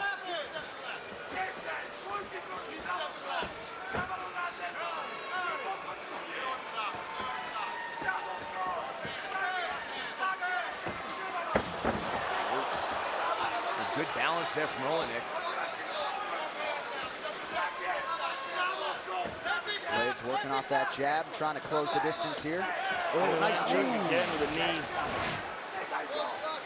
Significant strikes, slightest of advantages for Poland's Omielanczuk. 2.5 to go here, round 2. A lot of exhausting clinch work here.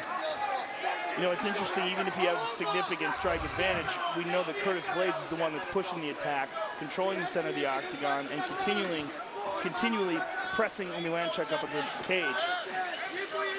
Yeah, traditionally, we will see rounds like this score in Blades' favor, but two minutes left. Omielanczuk still has time to try and steal this round. Yeah, he opens up. These are very close rounds. I mean, there's not a lot going on. Blades continuing to show some different looks, now changes levels again, but once again up against the fence. It was a big telegraph for that shot. Yeah, and he did at least, that was the deepest he got into the hips of Omielanczuk and still failed.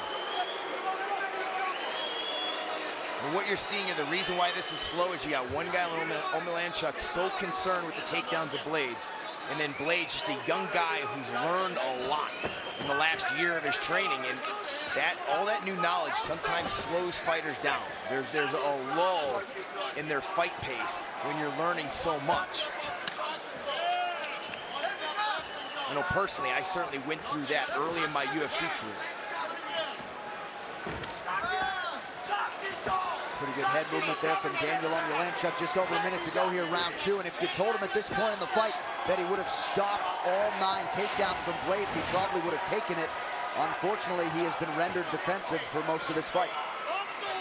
There's that left kick to the body again, but to Curtis Blades' credit, he really hasn't shown any signs of that hurting him.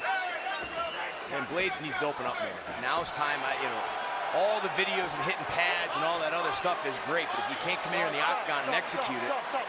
Curtis, come here. Stay there. Listen, come here, my friend. Come here.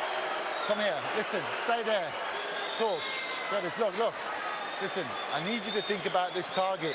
You're going to put me in a compromising spot. I know it's, let me speak. I know it's unintentional. Think about that target, okay? Think about the target. I can't tell you what to do, but think about what you're doing. All right? Are you okay? We're good. We're good. Turn in. Ready? Let's go. Time in. Mark Goddard is an excellent referee. He really is. Thought he handled that beautifully. Stern warning. Didn't take a point away. Curtis I don't like that. I don't like him reaching like that from the outside. It's weird. I mean, previous fights, he's definitely shown better takedown attempts than that. That was telegraphed from way too far out and really high. There's a lot of excess movement in his punching as well. I mean, what I'm seeing is fatigue, Brian.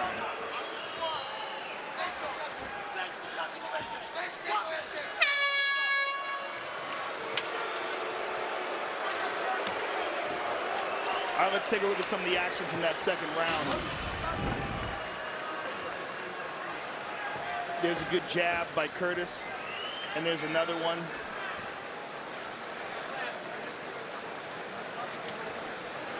And he catches him with his knee coming in really well timed by Omielanczuk. Musisz z niego pójść, jeśli chcesz to wygrać.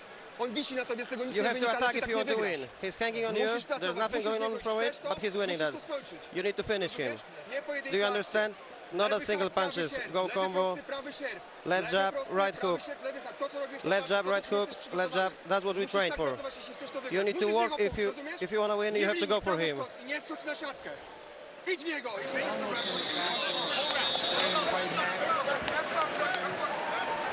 Well, guys, got to think that's the message and the urgency you want to see in that Omielanczuk corner.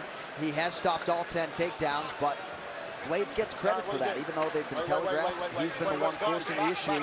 We'll see if Omielanczuk can get the combinations going. Brian, if you're in Blades' corner, what are you telling him right now? I'm telling him, look, it's time to open up. The takedowns aren't there. You're longer.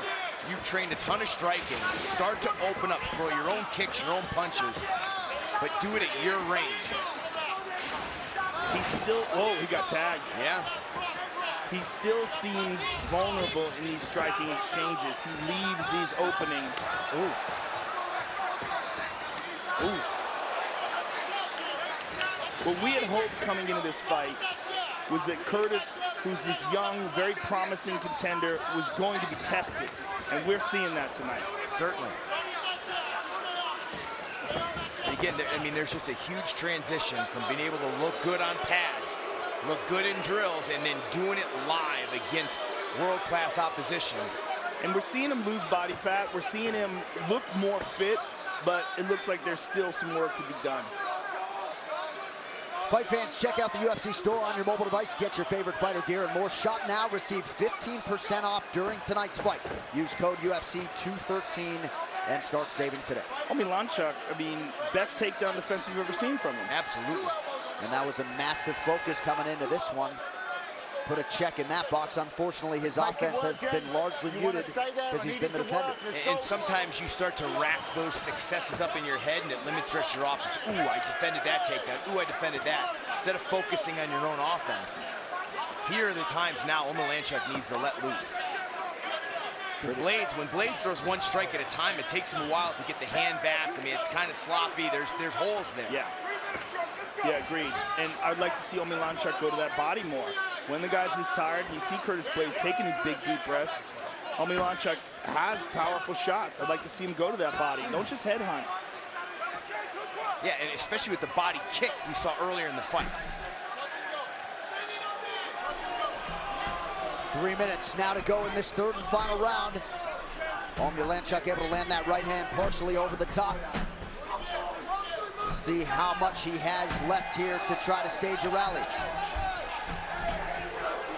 Blades appears to be the fresher fighter here late.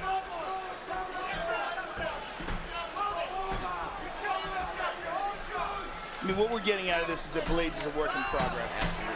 A very talented work in progress, very promising work in progress. 8 pro fights. Yeah. Right? And 26 years old. 5 of those fights, as I said earlier, you know, training at a gym with a bunch of, you know, high school and college buddies, you know, not professional mixed martial artists, no real professional coaching. He was coaching himself. It was a good right hand there by Blades. Pretty significant mouse there under the right eye. Daniel Omielanczuk, that jab won't help that. Nice jab. He's being smarter now, though. Yeah. He's not going in the pocket where he got tagged by Omielanczuk earlier in the round. Why risk it? There's a kick to the body again by Omielanczuk. If I was Omielanczuk's coach, I'd be screaming for that kick. Yeah, body kick, even look for the high kick. Anything you can do, man, but he's got to land the home run right now.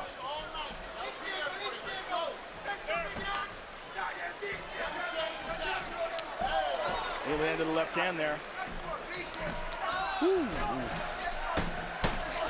And Blades gets caught. You see those instincts to go for that takedown. Oh, wow. Desperation shot from Omulanchuk. Wait a minute. Hard elbows here by Blades, but Omulanchuk still holding on to that leg. He's got that ankle turned up. If he can complete this takedown, Blades is stuffing it so far and punishing the body. Omulanchuk stepping over with that left leg. And the thought process there from Omulanchuk, maybe if I can get a surprise takedown here, maybe I could steal this round. And maybe in his mind, he thinks that he maybe won round 2. If he spins, he's got it. Oh, almost. Knee. Blades able to get that right arm up to prevent any damage from that strike. So final minute here, 42 seconds and counting. Daniel Omulanchuk, razor blades whipped on that jab.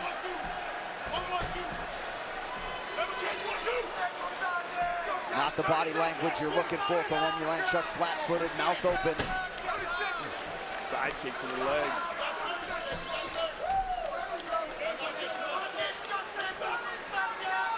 A little bit of a staring contest going on here down the stretch. Whoa! You don't expect that out of a guy who's built like that. Spinning wheel kick from a human fire hydrant. Yeah. Tagged him with that right hand. So a cracking right from Omulanchuk at the end of the fight. He and Curtis Razor Blades go the distance tonight. This fight replay is brought to you by Budweiser. This Bud's for you. There you see a good knee to the body by Blades and a good kick to the body by Omulanchuk. And this is that perfectly timed knee. Beautiful timing there by Omulanchuk. Blades on the attack, catches him on the very end of that right hand. And a show of respect at the end. How do you call it, Brian? You got to think that Blades controlled the pace of that fight. Got to think he's got at least 2 rounds, potentially even all 3. But, you know, good learnings from this guy with 8 fights, taking a guy with over 30. This fight summary brought to you by Performance Inspired, the all-natural high-performance line of sports nutrition trusted by athletes and health enthusiasts. Visit pi-nutrition.com. So, significant strikes. Curtis Blades wins the day there. Takedowns attempted 14. Didn't land any of them, but he was certainly trying. Clinch control time more than a round for Curtis Razor Blades. The official decision is brought to you by Metro PCS, who brings you closer than ever to the UFC on a fast nationwide 4G LTE network. Here now, Bruce Buffer. Ladies and gentlemen, after 3 rounds, we go to the judges' scorecards for decision. All 3 judges score the contest 30-27 for the winner by unanimous decision, Curtis Razor Blades.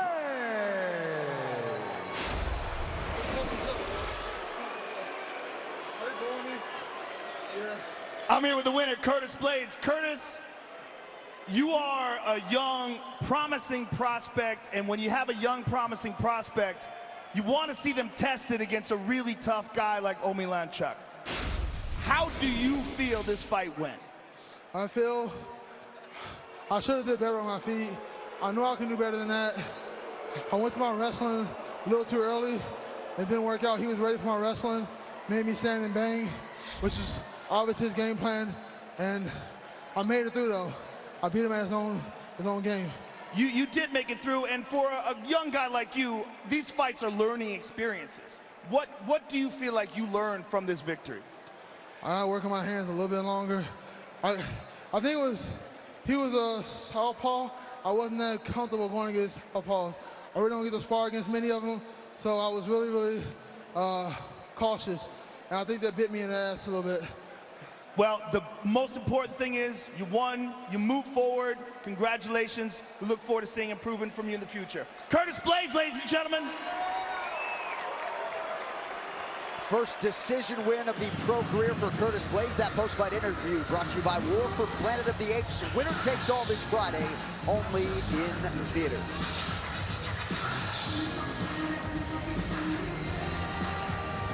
Well, the celebs are out tonight in Las Vegas. There he is, the Rocket, Roger Clemens, 7-time Cy Young Award winner and the 1986 American League MVP. It's always sunny in Philadelphia represented tonight.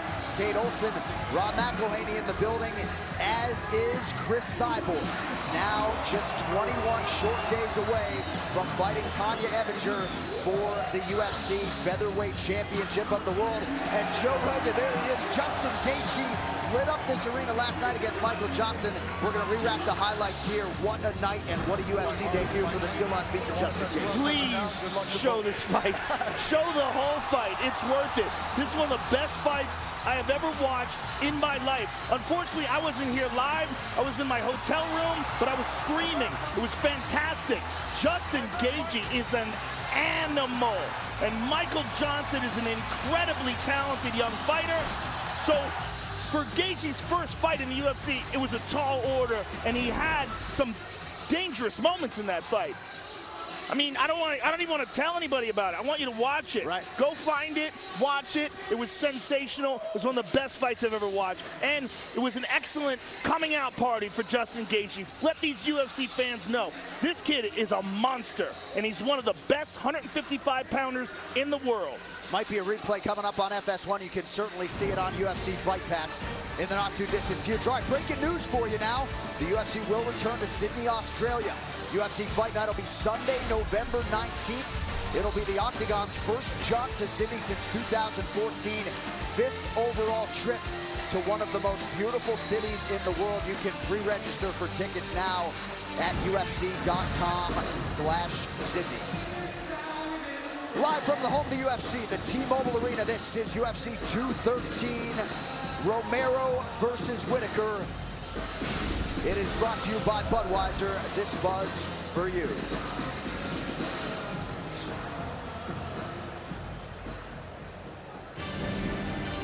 Well, 2 fights have not been enough to lend finality to the rivalry between Fabricio Werdum and Alistair Overeem. Tonight, they square off again to settle the score once and for all. With top 5 heavyweight contenders Fabricio Werdum and Alistair Overeem both targeting a rematch with champion Stipe Miocic, there is no better time than the present for these veteran superstars to settle their own score in a rubber match they hope will earn them another shot at the belt. Fight number 3, and I fought with him in Pride versus Alistair Overeem the first time, and the second time he beat me, you know, and now 1-1, I want to beat him again. I believe I'm a total different fighter than the first 2 previous times we met. Actually, every time I was different. And yeah, this will be a surprise for him again.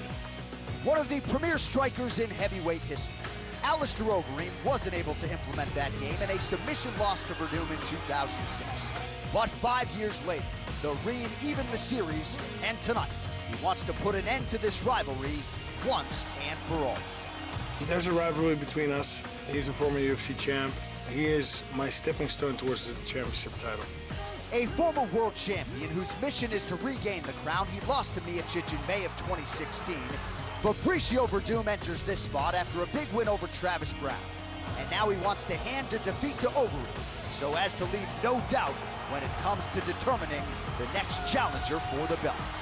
Tonight is for sure an amazing fight. I want to beat Alistair Overeem for the next step. I want to fight the title shot.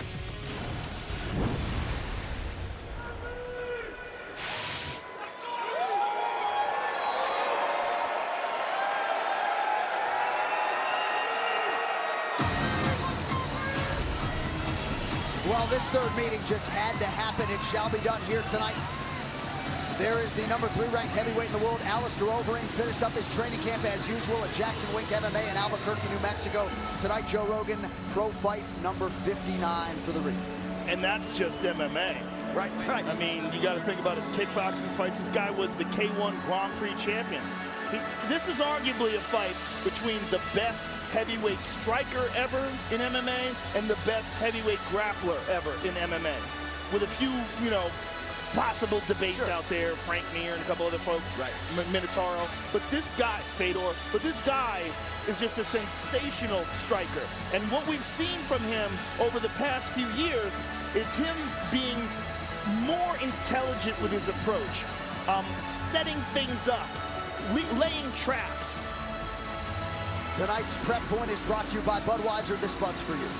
We saw that in the Junior Dos Santos fight, which is one of the most impressive knockout victories of his career. Yes. And we saw his clinch game in the Mark Hunt fight, in the last fight where he won by brutal knockout. I mean, and to knock out the Iron Chin Mark Hunt like that, just pretty sensational. And you also got to remember, this guy won the Abu Dhabi trials in grappling. So he's a talented grappler as well, submitted Vitor Belfort in Pride.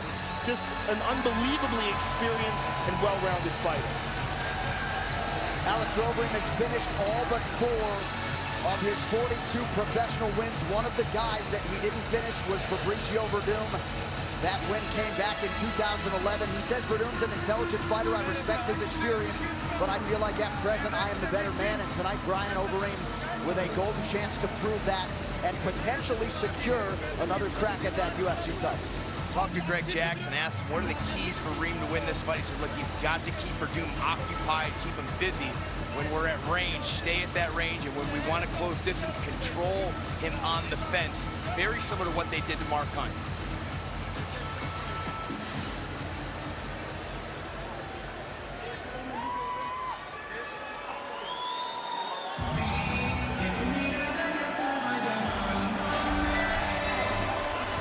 So here's the former UFC heavyweight champion of the world, Fabricio Verdum, comes in tonight as the top-ranked contender on the strength of a win against Travis Brown last September at UFC 203. And Brian told me he spent an awful lot of money on this training camp, rented a house here in Vegas for the last 2 weeks. He says he's healthy, no injuries. We'll see if he can cash in tonight as a slight underdog against Alistair Overeem. And a big piece of that investment was training with UFC veteran Mark Munoz, a national champion collegiate wrestler. You know, he really wanted to give some diversity to his takedown game and his ability to finish those takedowns.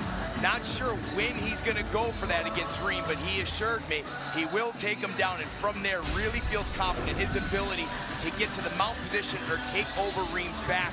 I mean, we know when Verdum can get on top of you, he's very dangerous underneath, but if he can get on top of you, man, that's where he wants to be in this fight.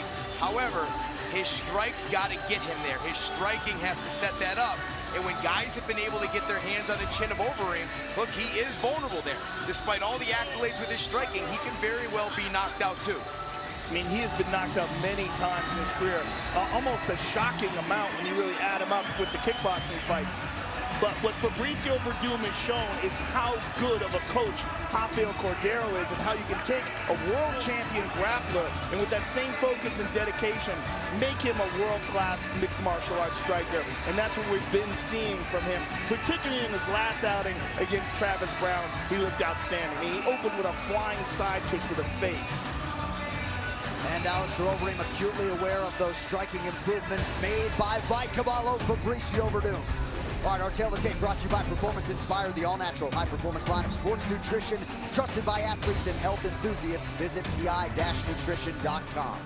Verdum will be 40 later this month. Alistair Overeem still going strong at 37. Both fighters 6'4" tall. 239 pounds for Verdum, 253.5 for Alistair Overeem, who has the 3-inch reach advantage. Now to get to the introductions for this co-main event, here's Bruce Buffer. Ladies and gentlemen, this is the co-main event of the evening. This fight is 3 rounds in the UFC heavyweight division. Introducing first, fighting out of the blue corner, a mixed martial artist holding a professional record, 42 wins, 15 losses, 1 no contest. He stands 6 feet 4 inches tall, weighing in at 253.5 pounds. Fighting out of Amsterdam, the Netherlands, presenting the former Strikeforce heavyweight champion and the number 3 ranked heavyweight contender in the world, Alistair Overeem. And now introducing his opponent, fighting out of the red corner, a mixed martial artist holding a professional record, 21 wins, 6 losses, 1 draw. He stands 6 feet 4 inches tall, weighing in at 239 pounds. Fighting out of Los Angeles, California, by way of Porto Alegre, Brazil, presenting the former UFC heavyweight champion and the number 1 ranked heavyweight contender in the world, Fabricio Caballo Verdum.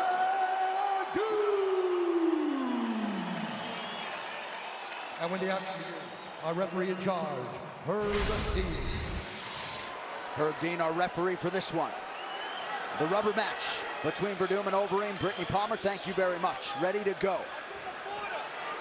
With this most anticipated third meeting, there he is, Fabricio Verdum. Ready. Let's fight. And Alistair. Oh. Fight Clock brought to you by Budweiser. This Bud's for you. That's his new opening, I guess. You don't care about your Fight Clock sponsor. Verdum, #1 ranked contender in black. Alistair Overeem in blue, ranked #3 in the world coming in. Interesting how Overeem's standing. Hands down low, wide stance, almost inviting Verdum to strike so he can counter. Maybe hands low so he could easily defend takedowns, dig for underhooks, but gotta expect Fabricio Verdum to open up with combinations and not really telegraph those shots.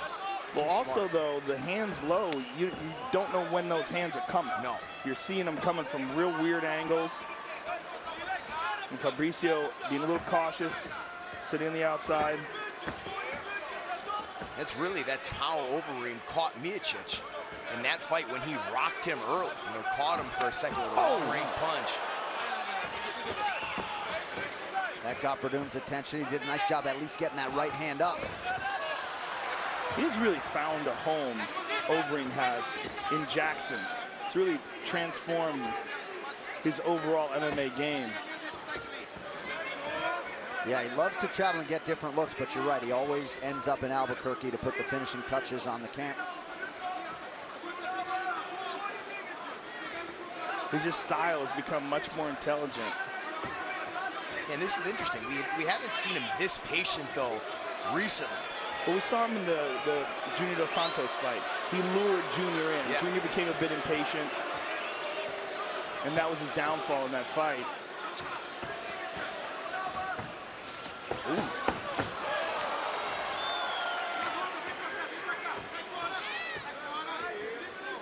Haven't seen any of his signature oblique and side kicks either, which very powerful when Reem gets those going on your lead leg. 2+ minutes gone by here, round 1 of a possible 3. Coming up next, UFC Interim Middleweight Championship, Yoel Romero, Robert Whittaker.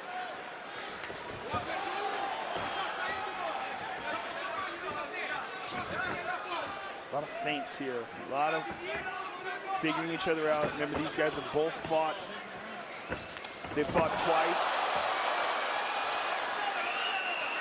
Each own a win over each other. When you got a guy like Overeem being this patient, really smart for Verdum to feint. Try to draw out the counter or freeze him and then throw your combination. Get him to flinch a little bit. You got to throw off that counter striker's timing somehow. Overeem continues to switch up the footwork here. Yeah, he's very good at that. He's always doing that, always giving you different looks. And the consequences of making error against him are so grave. Oh, caught him. Hooked him with that right hand. Both times Verdum has gotten clipped, he has immediately pressed forward into range. Well, that seems to be what Reem is trying to do here. He's waiting for Verdum to close the distance and catching him coming in.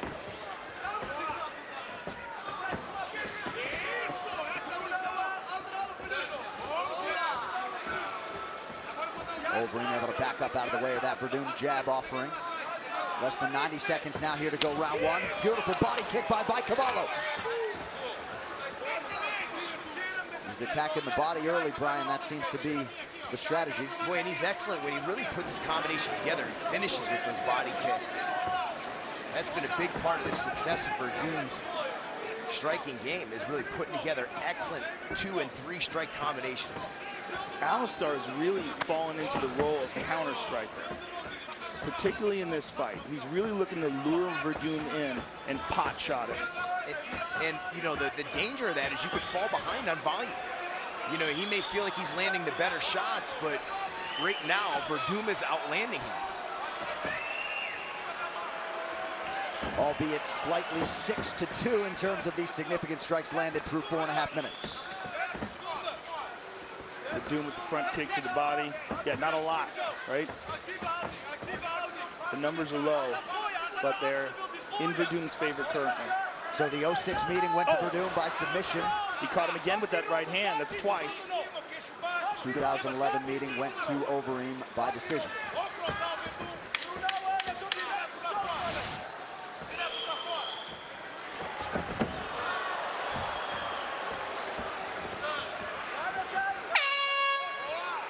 All right, 5 minutes in the can. Tonight's Corner Can brought to you by Performance Inspired, the all-natural high-performance line of sports nutrition trusted by athletes and health enthusiasts. Visit pi-nutrition.com. We're in the first round. Good. We got the first round. Let's get water slow. Take your time. Let's start jabbing. He's trying to get you in so he can counter. We have to feint. Let's make him burn. Let's attack. We have to step a little bit more. Your kicks are good. If you... Iets meer op je gemak, iets meer je eigen spel spelen. Fakes erin houden, bewegingen erin houden, oké? Counter die trappen van je. Dus counter die trappen. We're good.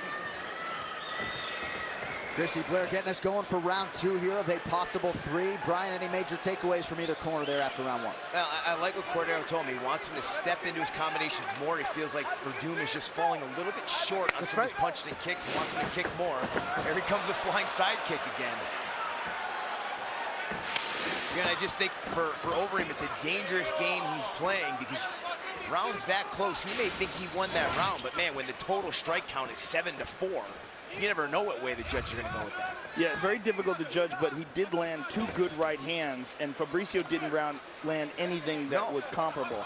But why leave it up to chance like that? Throw a little bit, be a little bit more assertive, throw more volume.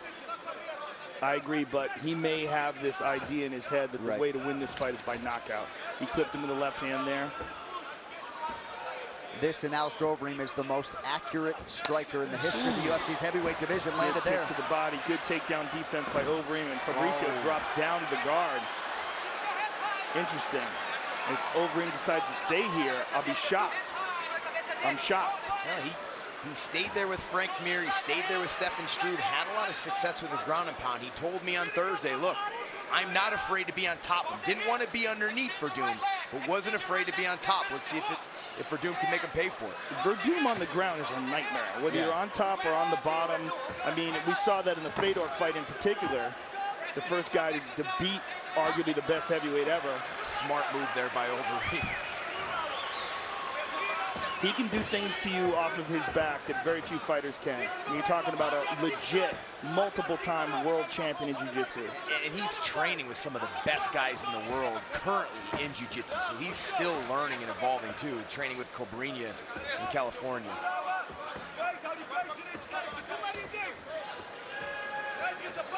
Overeem seemingly in no rush here as we approach the 3-minute mark of this second round. Fabricio with the right hand on the top. There's that kick again by Verdum in there. Verdum to the body.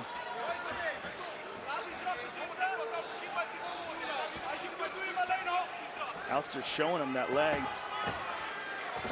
Oh, beautiful left hand. He stunned him. And there's the nasty knees possessed by Overeem as well. How long do you hang out here, Joe? 0 seconds. Yeah.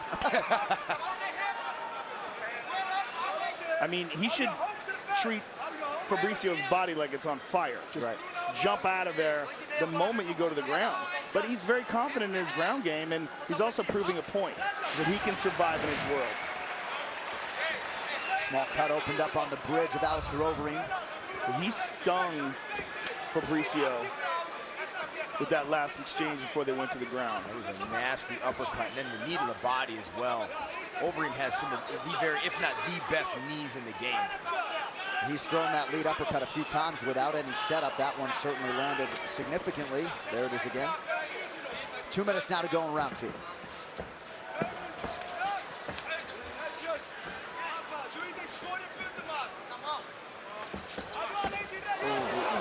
Switch stance, look at that, flipped him. The kick to the body was brilliant. Beautiful combination. So agile, too. I mean, you forget how well he moves for a big guy. What is he doing there? point. I mean, he's got Verdum thinking right now. Normally, when Verdum's at his best, he's throwing non-stop combinations like against Travis Brown. This is hesitant as we've ever seen Verdum on the feet, especially in recent years. Yeah, I agree. And I think what we're seeing here is what Alistair said. He said he's a very different fighter than the first 2 times they fought. And he is absolutely showing that tonight.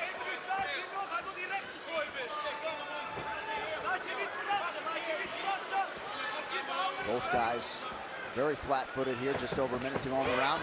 Nice combination there and a big right for Verdum. Nothing landed. He's sliding away from him. And Alistair pops him with the jab. Interesting, hands low for Overeem, and he's circling pretty consistently to his left. See if Verdum sees that, maybe throws a right high kick. The hands are low. But he's constantly switching stances as well. There's a good jab, very good jab by Fabricio. Boy, follow it up with more though. See, Alistair's looking to pot shot. He's looking to throw that shovel hook from the left side. And that's the same punch that he knocked out Junior with. And almost knocked out Miocic with as well in that title fight. And when Reem wants to play sniper from the outside, he's very good. Yep. Again, just plants and drives forward quick. And good footwork there as well. Ooh.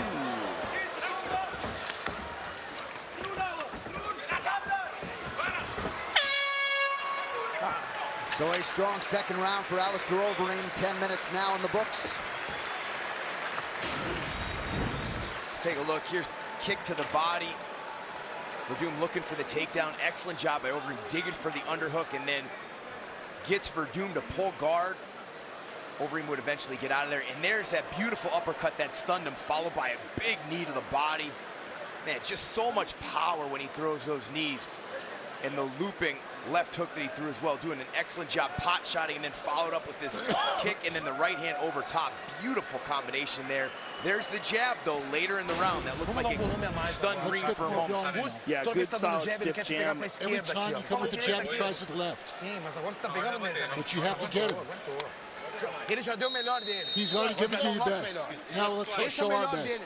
That's the best he has. Now let's show him our best.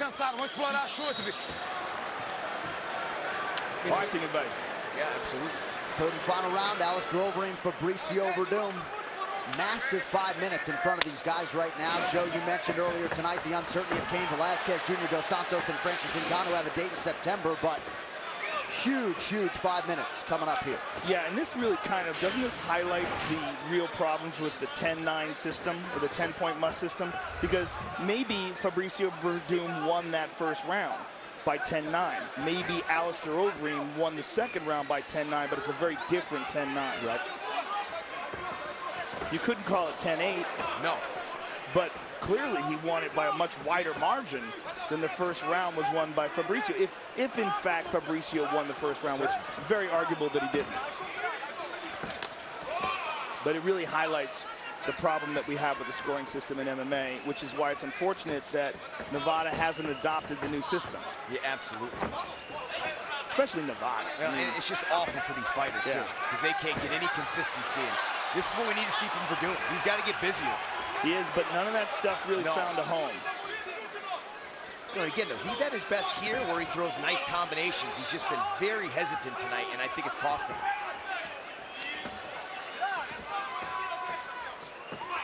There's a nice knee. Absolutely. He could still steal this fight. Oh, absolutely. It certainly can, and seen him press the action a lot more here in round 3. Yeah, I mean, again, we really have no idea who won round 1. Unless there's some severe incompetence, I gotta think Alistair won round 2. Right.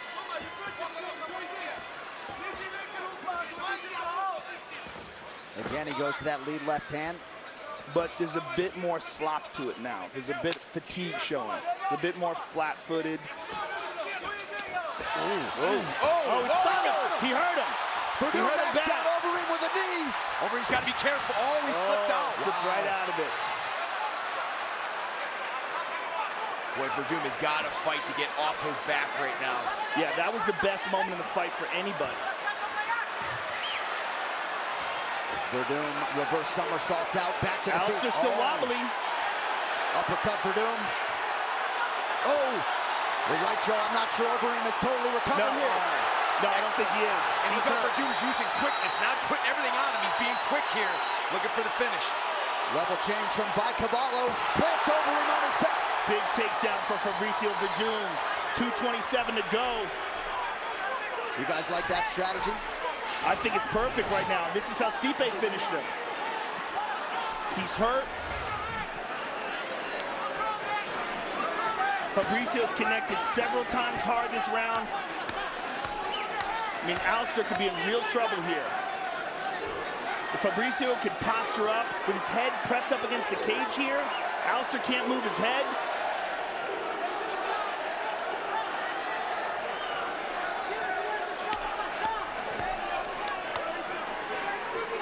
You gotta wonder if in Verdum's mind, he won round 1 and feels like this will win him round 3, and he's looking for a decision victory. I think he should look to pass here, get into a more, and there he goes, get a more dominant position. Potentially search for a submission or finish him via ground and pound. Don't be content, because you just never know how these first 2 rounds will score.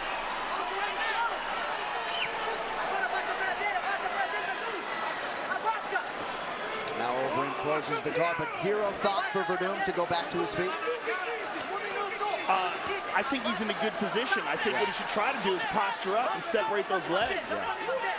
And in those scrambles, he could perhaps catch Alistair, but Alistair's catching a break here. He's clearing his head.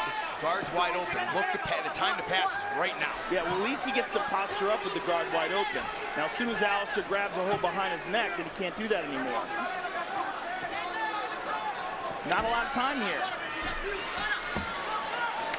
Yep, 45 seconds to go in what could be a heavyweight title eliminator here. And he just runs the risk. If he rides this out, you run the risk of losing by decision. You just never know with these judges. We both feel like Verdum won round 1 and that Reem won round 2, and obviously Verdum is winning round 3 right now by a good margin.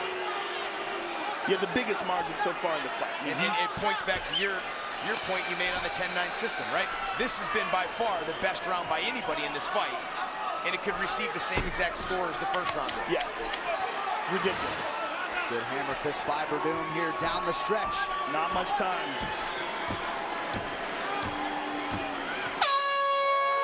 Well, if you are the Verdum corner, that's what you were looking for in that 3rd and final round. The question is, will it be enough to preserve his ranking as the #1 heavyweight contender? Verdum and Overeem go the distance. This fight replay is brought to you by Budweiser. This Bud's for you.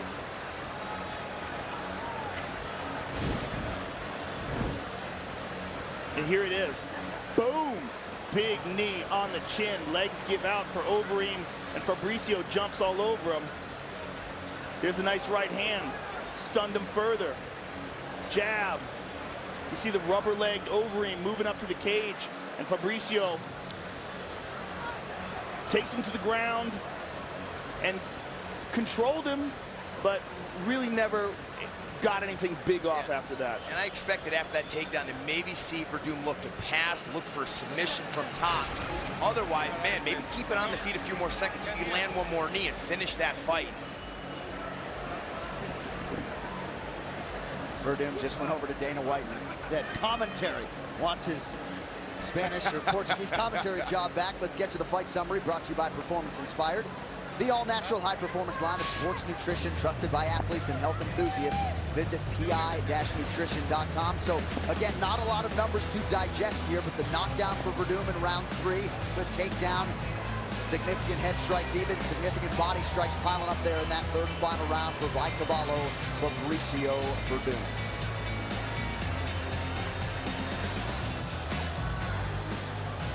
They are calculating the scores here. The official decision is brought to you by Metro PCS, who brings you closer than ever to the UFC on a fast nationwide 4G LTE network. We'll see which man remains the heavyweight contender here in just a matter of moments. Fabricio Verdum and Alistair Overeem complete their trilogy here tonight. They go the distance for the 2nd time in 3 meetings. Here now, Bruce Buffer with that decision. Ladies and gentlemen, after 3 rounds, we go to the judges' scorecards for a decision. The judges score the contest 28-28, 29-28, and 29-28 for the winner by majority decision, Alistair Overeem.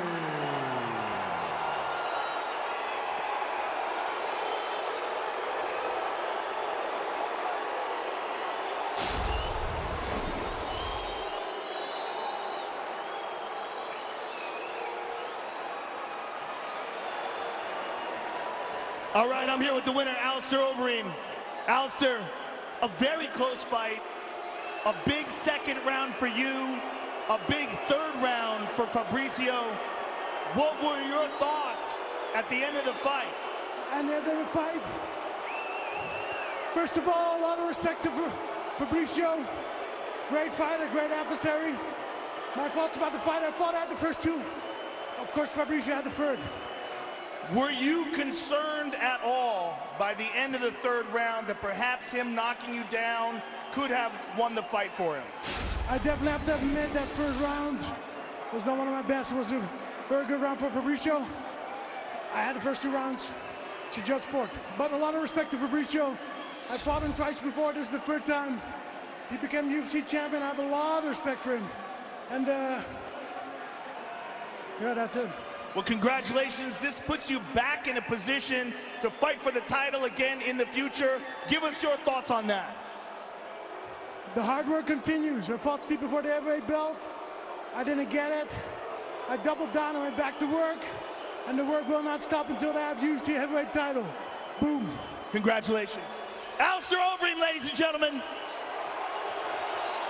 That post-fight interview brought to you by War for Planet of the Apes. Winner takes all this Friday, only in theaters. So we'll see if Alistair Overeem did enough tonight to warrant another crack at the UFC heavyweight champion, Stipe Miocic. Well, a big week for the MMA leader. That included the induction into the UFC Hall of Fame for Uriah Faber. And there she is, Valentina Shevchenko, all class every step of the way. Unfortunately, will not get her title crack tonight against Amanda Nunes. You can be sure she will get it at some point in the near future. Well, 3 weeks from tonight, home game of sorts for Joe Rogan. We'll be in Anaheim, California. UFC 214 also scheduled to be there. UFC light heavyweight champion Daniel Cormier, former champion John Jones. Finally, at long last, 2+ years later, they run it back. I don't want to look back a few years from now and say, man, I could have been it. I could have had it all. I could have done it. I'm going for a world title, baby. Let's do it. One day closer to my dreams coming true. I never want to do anything that's going to harm our sports image. I know from this day of my life, never be the same. He might be the greatest talent we've ever seen in the UFC. John Jones is the youngest champion in UFC history. The future Johnny Bones Jones. This is where the real challenge begins. And you have things thrown at you. How will I react? This is gonna test who I really am. John can do anything he puts his mind to. He is his own worst enemy. Will I be the right person? John Jones pleads guilty to a DWI charge. He tested positive for cocaine and checked into rehab. Will I continue to be humble? I hope he's somewhere crying right now. Will I always respect people? Jones is charged in a felony hit-and-run incident. He's been stripped of the title. He was recently thrown in jail for a probation violation. A lot of questions will be answered about me. I've sworn to protect the citizens from people like you, Mr. Jones. I think some people love the chaos. The parties, the drugs, the alcohol. He might have needed that in order to be who he was. Wild,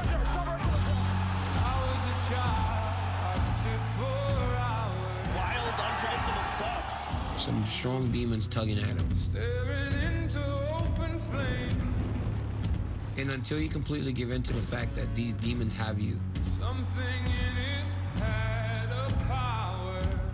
you can never overcome them.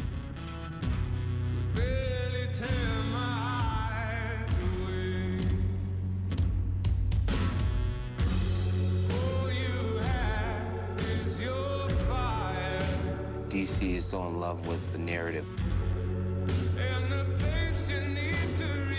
He's obsessed with winning over the hearts of people. I haven't done all these things. I haven't wrecked my vehicle. I didn't get stripped of my championship. I'm a good person. And John, you are a bad person. When you get your together and you're ready to fight, I'm here waiting for you. You know it. DC feels as if I need some more humiliation. What's this guy gonna do to mess this up this time? Don't you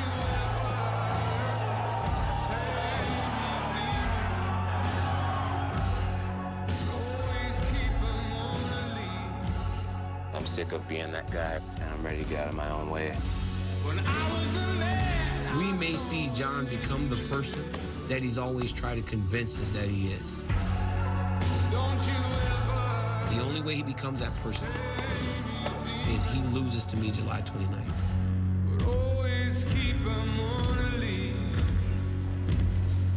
I need to win this fight.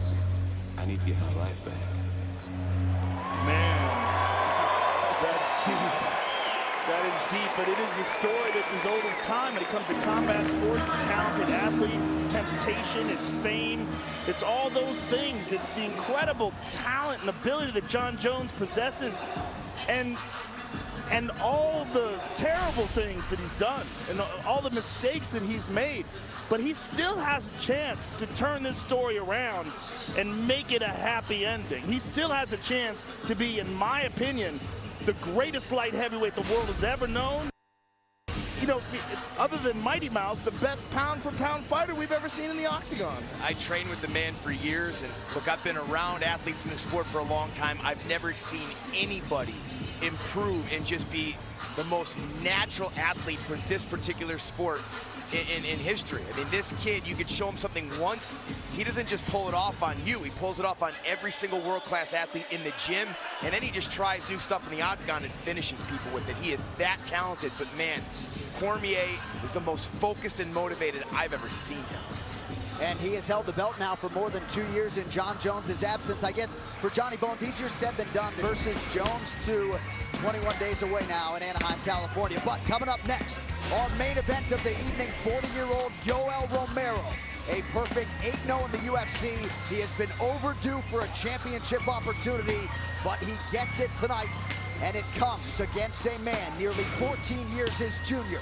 The oncoming force that is Robert Whittaker, vying to become the first man from New Zealand or Australia to be belted with a UFC strap. Romero Whittaker will make the walk next. First, though, a message from UFC women's strawweight contender, Michelle Waterson. Before you watch tonight's main event, check out this exclusive look at War for the Planet of the Apes. All of human's history has led to this moment, and winner takes all. In theaters this Friday. Apes! Together! Strong! Apes! Together! Strong! Strong! Strong! Strong!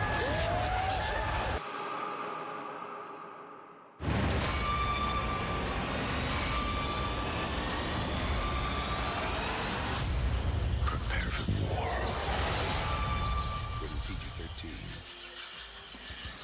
And now live from T-Mobile Arena in Las Vegas, Nevada, it is time for the main event for UFC 213. Romero versus Whittaker, brought to you by Budweiser. This Bud's for you. A combined 15-0 spanning their last 15. Yoel Romero and Robert Whittaker have certainly earned their shot at the UFC interim middleweight title. Tonight, in short order, we will see which fighter makes history and becomes a first-time UFC champion. This is the most competitive the middleweight division has ever been in the UFC's history. We've got a champion who was trying to be champion for years, finally now has the belt. Now you've got two of the greatest athletes we've ever seen in the middleweight division, named Yoel Romero and Robert Whittaker, that are going at it for that interim belt. Oh! Massive head kick for Whittaker, follows it up with a straight right. South goes up. Wow! Oh, Whittaker pouring it on now. Flying knee, he knocked him out. Wow!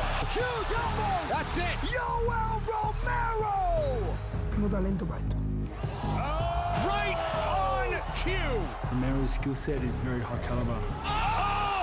Romero with a big shot.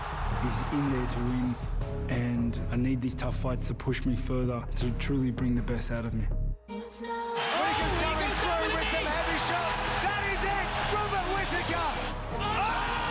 And that's what we're talking about. I'm gonna go to war July 8th, and you know, I hope he brings it too. Oh, beautiful right hand. This is absolute must-see TV. Gonna be a crazy night. They continue to battle. Oh my God! What a fight! We've got 25 minutes in there to try and beat one another, and you know, let the better man come on top. These are two extremely scary opposition for the current champion. See you some, boy. Come into the light. Come into the light.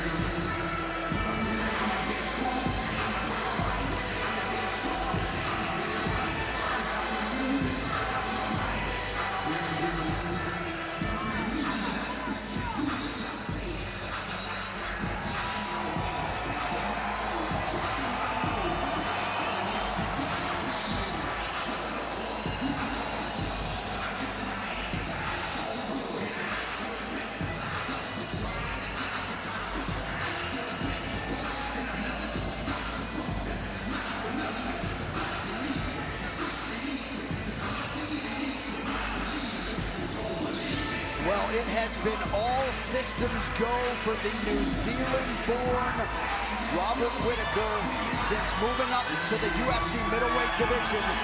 6-0 in the UFC at 185 pounds. Tonight, at just 26 years old, Joe, will try to complete the mission and become a UFC champion. It has been fascinating watching the journey of this young man go from a kid that you keep your eye on to a man who has an air of greatness. And that's what I see when I see Robert Whittaker now. When I saw him stop Jacare Souza, it just was an exclamation point on that statement. You can tell this kid is on another level. He's in a new place. The question is that new place strong enough? Does he have enough tools in his toolbox? Does he have enough mental fortitude? Does he have enough technique, stamina, and ability to beat a guy who's one of the greatest athletes that's ever competed in MMA? Tonight's Prep Point is brought to you by Budweiser. This Bud's for you.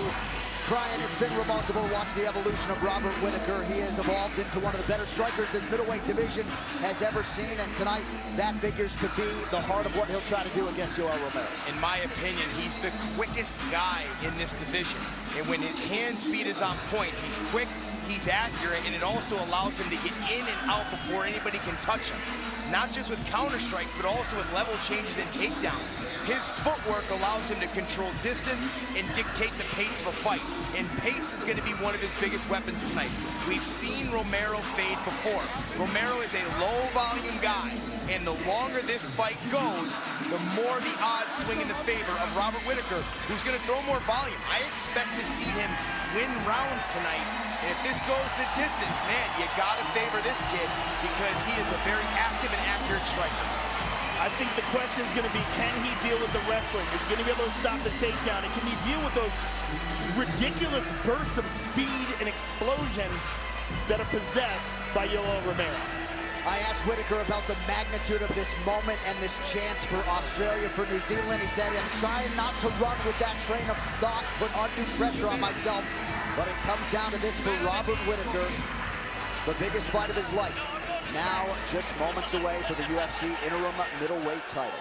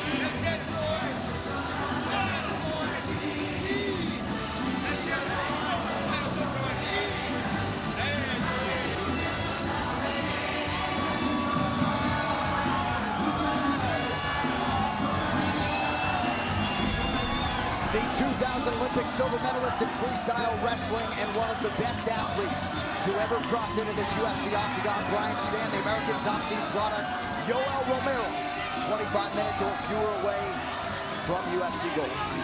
Middleweights are lying if they tell you any differently. When they get a call and this is the guy they have to fight next, they're thinking, oh man, what did I do wrong? Unless you're Whittaker.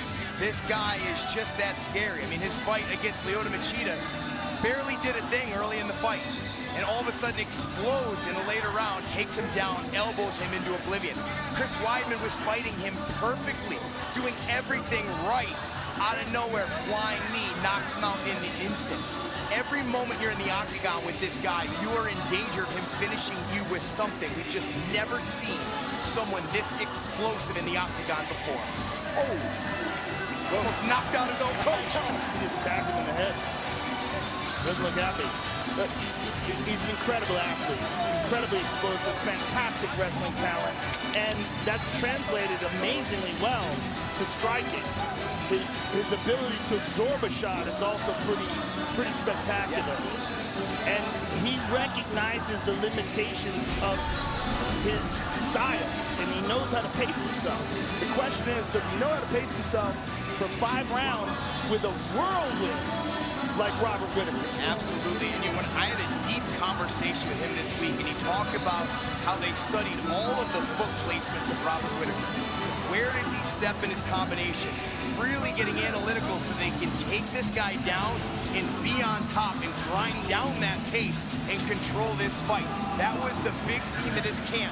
Where, because this kid has such good footwork, where will he step? Where is he vulnerable for my takedowns so that I can control him instead of having to deal with him in space? I asked him about being a slow starter, and he reminded me. He said, Brian, look, I only have 13 fights.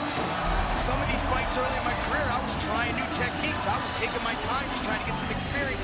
That's why I was fighting so slow.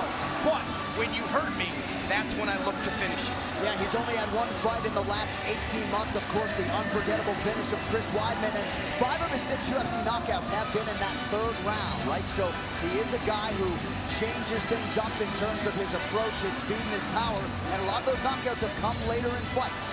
We'll see how it goes tonight. One of the best fights we can possibly put on paper, Yoel Romero and Robert Whittaker. With that, our Tail of the Tape is brought to you by Performance Inspired, the all-natural, high-performance line of sports nutrition, trusted by athletes and health enthusiasts. Visit pi-nutrition.com. Yoel Romero, 14 years. Robert Whittaker Sr., both men 6 foot even, 185 pounds for Romero. Robert Whittaker, 184.5, both men with a reach of 73.5 inches. Now for the introductions for our main event. Here's Bruce Buffer. Ladies and gentlemen, this is the main event of the evening. Presented by Budweiser, this Bud's for you. Sanctioned by the Nevada State Athletic Commission. Chairman, Anthony Marnell Jr. Executive Director, Bob Bennett. Commissioners, Stacey Alonso, Skip Avancino, and Dr. Dan Carpenter. Our 3 judges scoring this contest at Octagon side are Saul Diamato, Junichiro Kamiho, and Chris Lee. And when the action begins, our referee in charge of the Octagon, Big John McCarthy. This bout is sponsored by Budweiser. This Bud's for you. Metro PCS, who brings you closer than ever to the UFC on a fast nationwide 4G LTE network. And War for the Planet of the Apes. Winner takes all this Friday, only in theaters. And now, this is the moment UFC fans watching around the world have been waiting for. Live from the T-Mobile Arena in Las Vegas, it's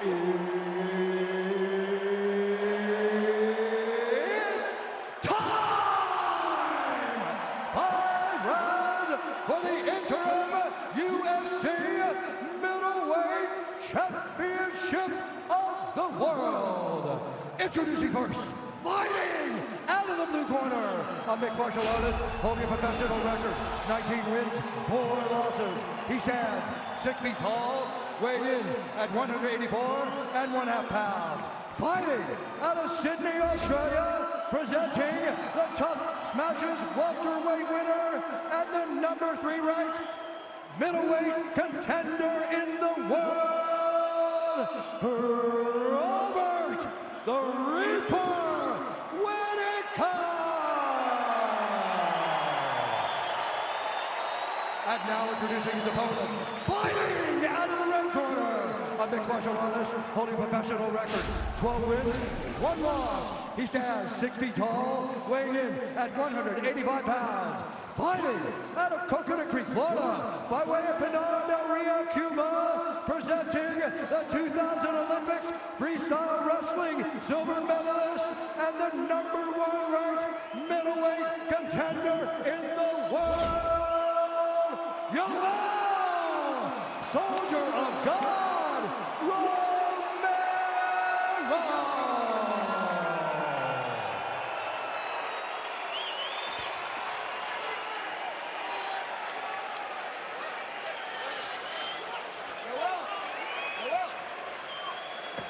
Jenna, we got over the rules in the back. I want you to protect yourself at all times, obey my commands at all times. I want you to fight hard, but fight clean. If you want to touch gloves, touch them now. Good luck to both of you. The wait for this one ends here. Yoel Romero, Robert Whittaker for the UFC's interim middleweight championship. The winner to face the undisputed king right now at 185 pounds, Michael Bisping, octagon side alongside UFC President Dana White for this interim middleweight title fight tonight. Robert Whittaker with the nation on his shoulders, trying to come through. He is in the blue trunks. Yoel Romero in red. The fight clock is brought to you by Budweiser. This Bud's for you.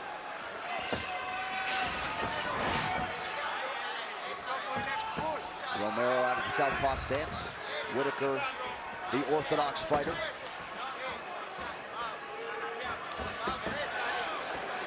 Romero does a lot of weird stuff. He lulls you into a false sense of security with slow motion sometimes. And you're seeing it here. Just kind of feels you out, sees where you are. But when he explodes, it's shocking. So unpredictable. A lot of guys underestimate the punching power of Whittaker. You know, a lot of his punches are short and they're crisp, but man, as he's shown time and time again, he lays people out with them. Whittaker less than 3 months removed. Little slip there for Robert. Less than 3 months removed from that win over Jacare Souza that set up this championship opportunity tonight.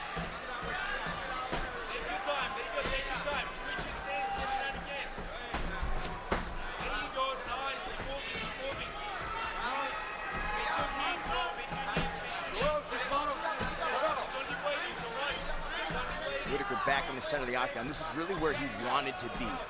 Dictate the pace and the space of this fight with his striking, and wanted to be in the center of the octagon to do that.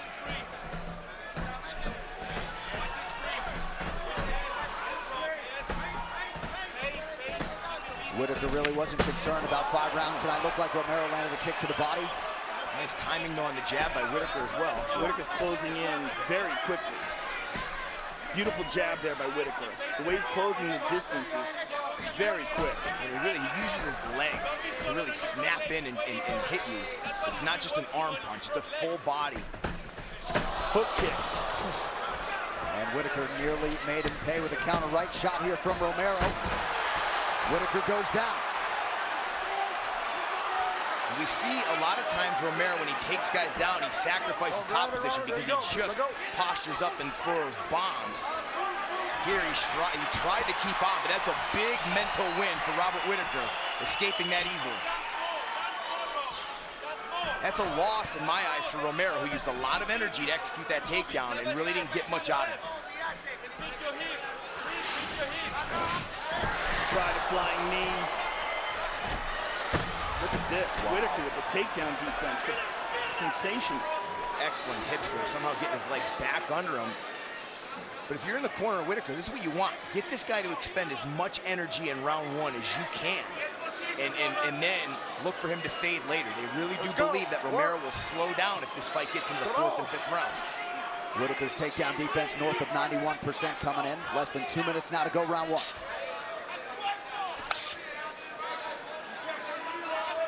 Whittaker wasn't too concerned about 5 rounds versus 3 tonight. He feels like the gas tank is really dependent upon who dictates the fight. Nice work reaching across the head, getting his back off the fence.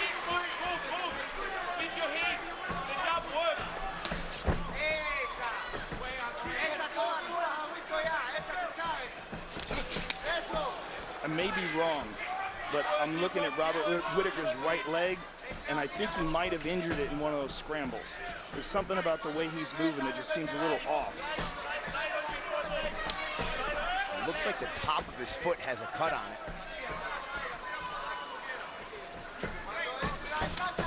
It's very easy just to break those bones on the foot. You kick someone in the knee or catch their elbow on a front kick. I mean, it might just be the odd way that he moves, but I'm seeing this occasional straightening of his leg, where his leg locks, which just looks odd to me. Nice front kick there, though, with that leg. Whittaker feints. Under a minute here to go, round 1.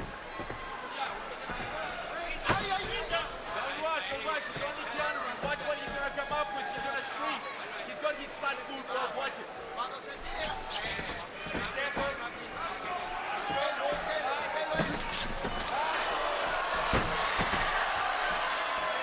Nice job by Whittaker to use the whizzer and get back to his feet. 20 seconds here in round 1. Amazing takedown defense by Whittaker. Amazing.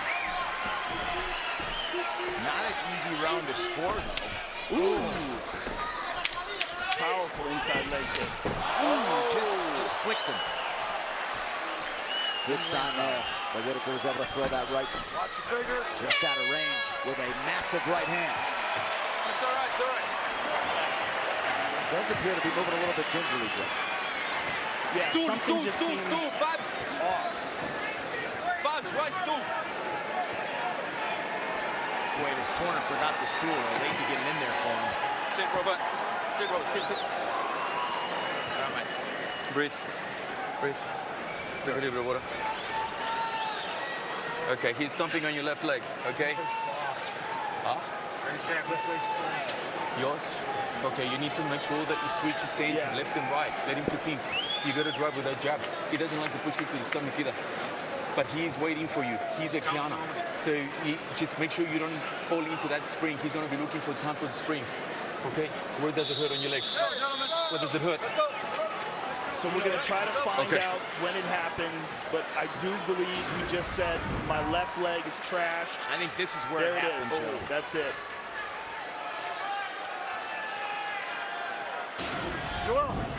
So he's disguising it well, but there's something going on with his left leg, and it was from the very beginning of the first round. That was a hard oblique kick, and look, when you're a guy who really depends on movement and being light on your feet,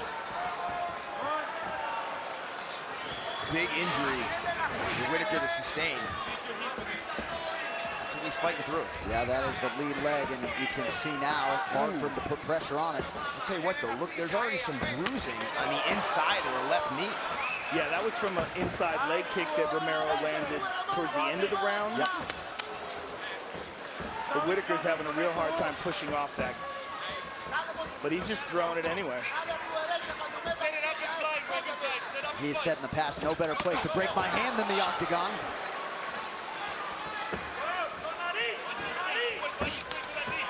He's getting it out of the way really quick now. Look at the way he stepped there. It was very awkward. Yeah. Doesn't look like Romero realizes it yet, though. I don't know how his corner isn't seeing it.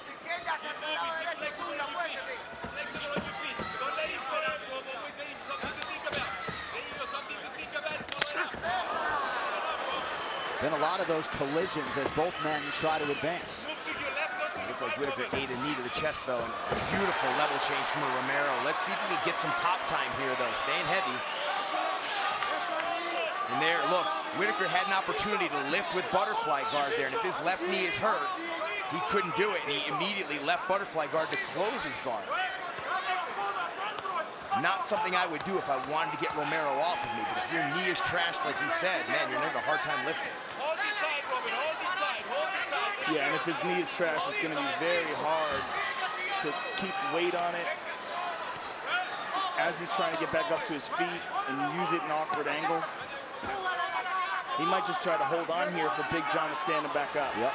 And it seems like that's what he's doing here. To this point, Romero staying active enough, under 3 minutes here in round 2. Yeah, I can see Big John send him up those shortly. And the big thing, too, though, is we've seen some vicious ground and pound from Romero in the past. He's avoiding a lot of that as well. Now Romero's up.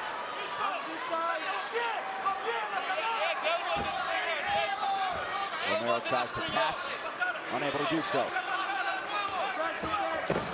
Whittaker with a bit of sweep, but Romero takes his back. Get ready for Suplex City possibly here. Nice job by Whittaker to lower his base and get himself to the fence. Really nicely done.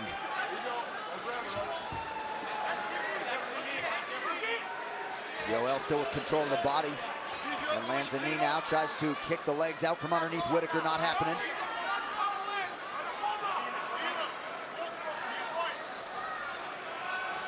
Two minutes to go, round 2. Better pacing by Romero in this round. He exploded a lot in round 1. The one takedown here, but even though he's controlling the clinch, not overexerting himself here in these positions and wasting energy.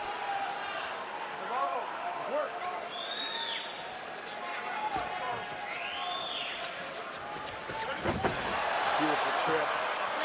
But Whittaker back up to his feet, turning into Romero. Hey, what though, that'll sap a lot of energy from your legs, constantly having to stand back up out of that tight waist and rotate through and pummel.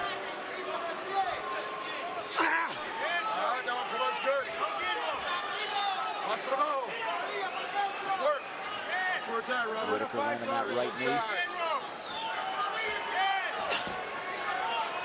And Whittaker just allowing too much fence control time here. He's going to dig that left arm in, try and get double underhooks and get out of this position.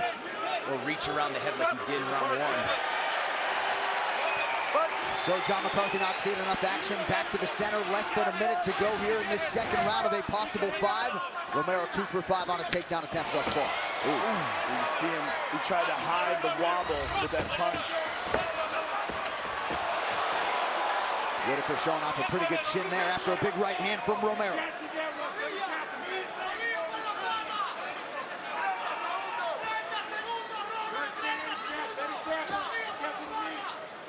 So Whittaker seemingly fighting through injury here in this UFC interim middleweight title fight.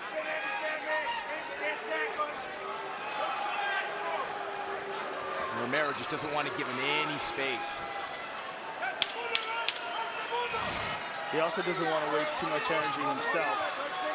Clearly pacing himself. And he gets the takedown at the very end of the round. I got it. Right into the blue corner of the Reaper, Robert Whittaker. Breathe, breathe, breathe. Take it easy, relax. Okay, breathe. Drink a little bit of water. Push kicks, not turning kicks. Just drop in there. Use your hands more. Boxing more. Use your footwork more. You got it, okay? You know what's happening with your left leg? You're gonna have to go through it. You understand me? Forget about it. Forget about it right now. Think about the guy and punch him in the face. You get me? Punch him in the face. Guys, you want to say something to him? Just keep it going, Rook. It's a long fight, man. You've got plenty of time. Yes, sir. Plenty of time. Alex. It's going to be strong at the start of this round. Alex, you got something to say? Same thing. Got patience. All right, be patient, yeah? Be patient. Quick. All right, so what are you going to do now? Still, please. Thank you. Good job. Joe, any thoughts on that message there to Whittaker from the corner now? I mean, it's easier said than done to try to ignore the leg. The problem is he can't really push off of it correctly. You see, even as he's standing here, he's putting his weight on his right leg. We obviously have no idea how compromised it is, but it's an issue. It's going to affect his punching power. It's going to affect his kicks for sure. And it's going to affect his ability to grapple. Let's get up. The question is, how bad is the injury? How much of it is pain, and how much of it is instability? There's a big difference. He can get through pain. Feinting nicely there, and has to put weight on that knee to do so.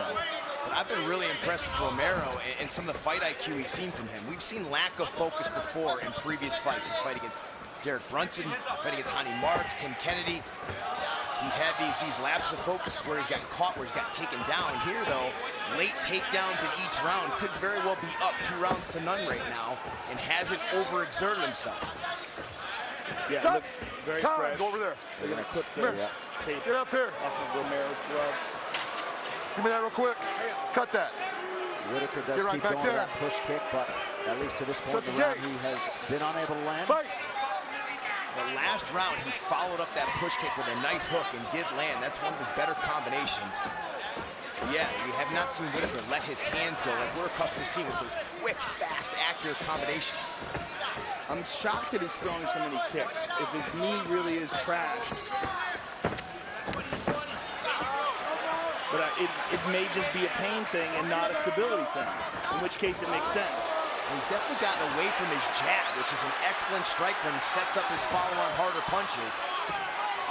Landed it nicely in round 1. He's put a lot of pressure on Romero here. Oh! He clipped him. Big left hand lands for Whittaker. See if he can follow it up here. So a strong first 90 seconds to round 3 for Robert Whittaker. He's doing a nice job cutting him off, too, keeping Romero's back towards the fence. Keep an eye if Romero starts to try and laterally move and escape these combinations. Remember what Whittaker did to Jacare. Followed up a right hand with that right high kick, catching you circling away.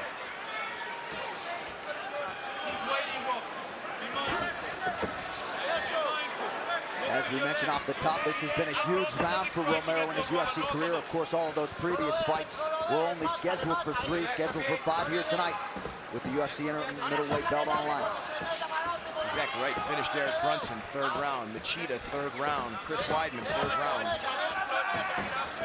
Tim Kennedy, 5 of 6 UFC KOs, round 3. Ooh. Boy, and there's that nice right high kick.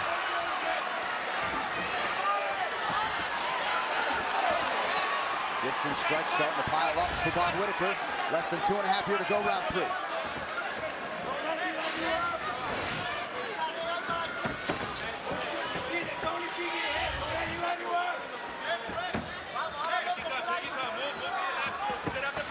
So not much in terms of output from Romero through the left hand there.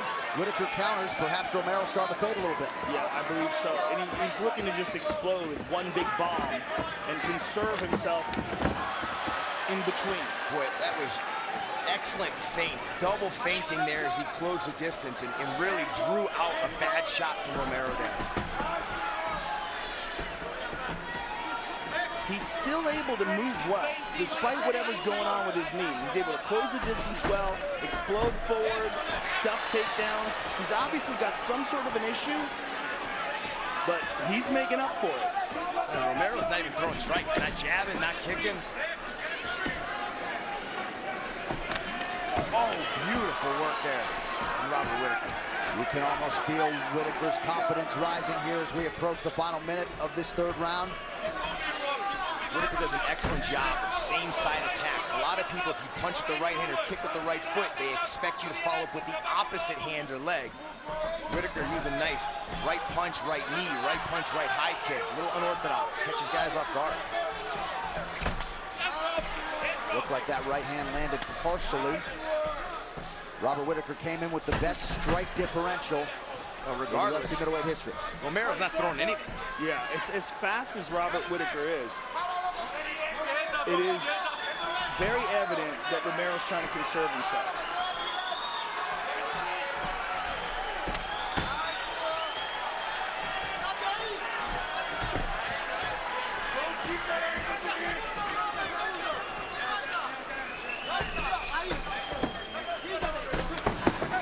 Good left hand to the body there.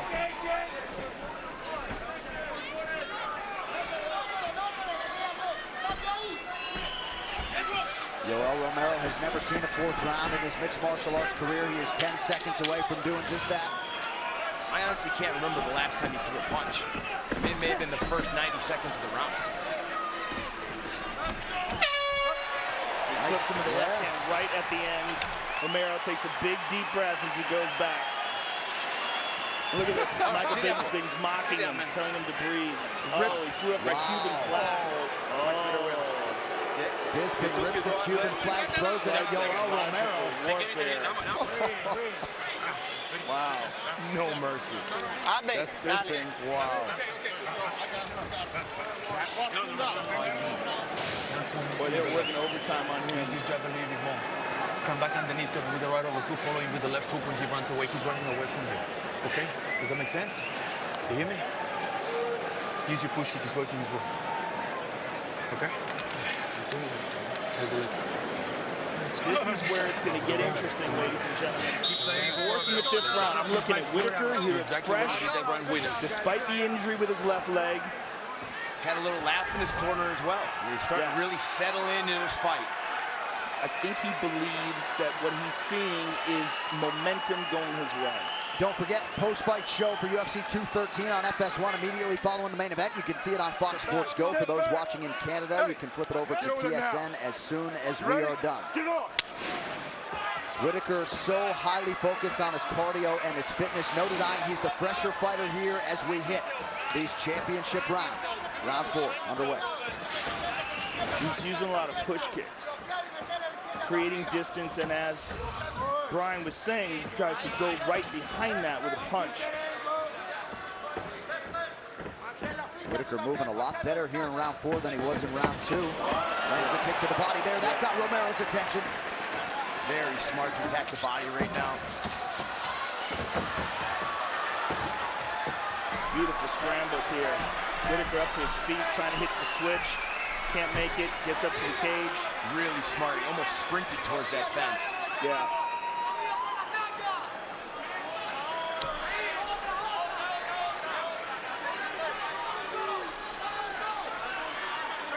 There's a lot of energy here being expended by both guys. But if Romero can't get the takedown or can't get any damage to Whittaker, he's landing some good knees here. But this is going to be interesting to see how he fares in the last 3 minutes and 40 seconds of the round. This is where he had success in round 2, where he basically just held on to Robert as much as he could. Even if he couldn't take him down, he's going to stay here as much as he can and just rest. And land a few knees trying to win the round. Robert pummels under. He's up. He's up and he's free, and he lands a nice knee to the body. Outstanding job by Whittaker to get back to his feet. Just over 3 minutes here, round 4. No one talks about Whittaker's grappling. We talk about his takedown defense. Here's a guy, he actively competes in jiu-jitsu. Ooh, you saw something there.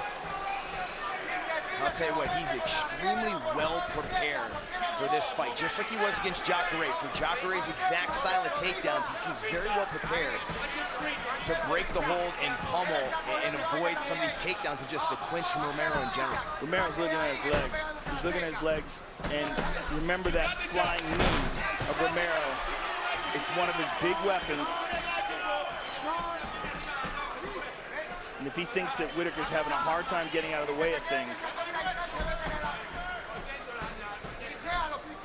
Big deep breath from Robert Whittaker as we hit the midpoint of round 4. Romero 8-0 in the UFC coming in. Whittaker has won his last 7. Something's got to give here tonight. There's the knee. It's just harder to time those techniques on Whittaker because he moves well, light on his feet, feints a lot. Yeah, even with that damaged leg, he's still able to cover distance well.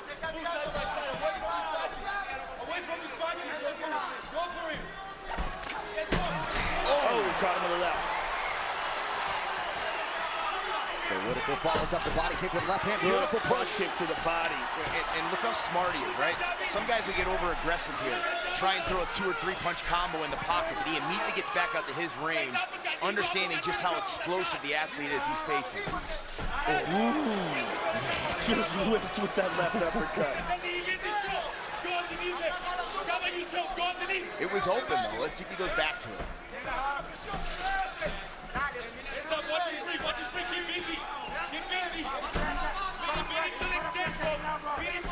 Romero's doing very little in terms of striking in this round. Well, there's the significant strike picture, Joe. Caught him with that right hand. Has landed only 21 with just 6 minutes to go. Beautiful takedown defense. And that's huge because Romero needs another takedown to try and win this round. You control the beginning of it. Not sure if he dropped Romero there, but he stunned him with a right. Jabs Romero while Yoel. Oh, caught him with that left. Man, beautiful left hand. Oh, he rocked him. Quick check on the clock by Whittaker. It reads 34 seconds. Very little behind that kick. You can see how labored it was. And he's failing miserably. Stuffed the shot and landed a beautiful knee. Look how sloppy that attempt is. He's exhausted.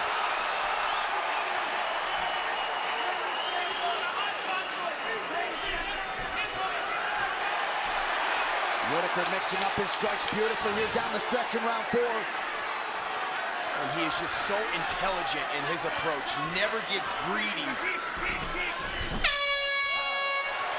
Wow. Wow. Wow, indeed. And look how tired Yoel Romero is.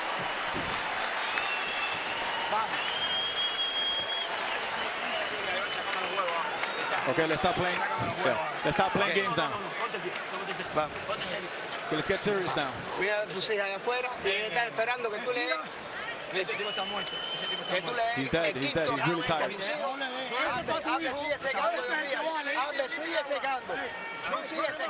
Keep on drying. Let's keep on drying him. Listen to me. You gotta win this round. You got me. Put him away with punches. You get me? Put him away with punches, my friend. I haven't told you Great. if you are, man. This round's gonna decide, bro. This is what decides it. Don't let him take you to the ground. Do not go to the ground. These one, you punch him out. Stay on the outside. Stay on the outside, Ross. Stay on the outside. This could be it right here, folks. This easily could be it. You ready? Personally, I think it's 2-2. I thought Romero won the first 2. Whittaker's won the last 2. Both corners agree. Both corners told their fighters, you need this round to win the fight. Not much in terms of technical advice, at least when we listen into the corner of Yoel Romero. 5th and final round of this UFC interim middleweight championship fight. Woo. There's a land for Yoel Romero. Good jab by Whittaker right there. He's catching him coming in because Romero's telegraphing things, getting sloppy with his movements. And Whittaker's faster. The hand speed difference is very evident here in round 5. Romero able to duck underneath that. Beautiful knee. Fake the right hand, came up the middle of the ring. Oh, he tagged him. He's hurt. Whittaker now circling out of harm's way.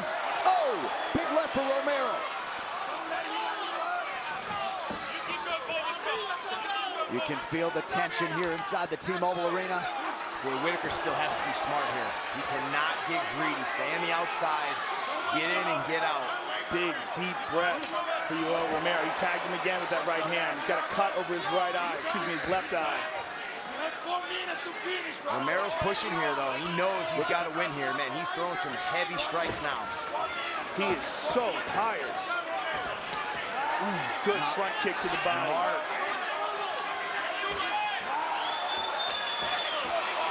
Whittaker able to get the guard up to block that head kick. 3.5 minutes now to go. Whittaker's tired as well. You can see it.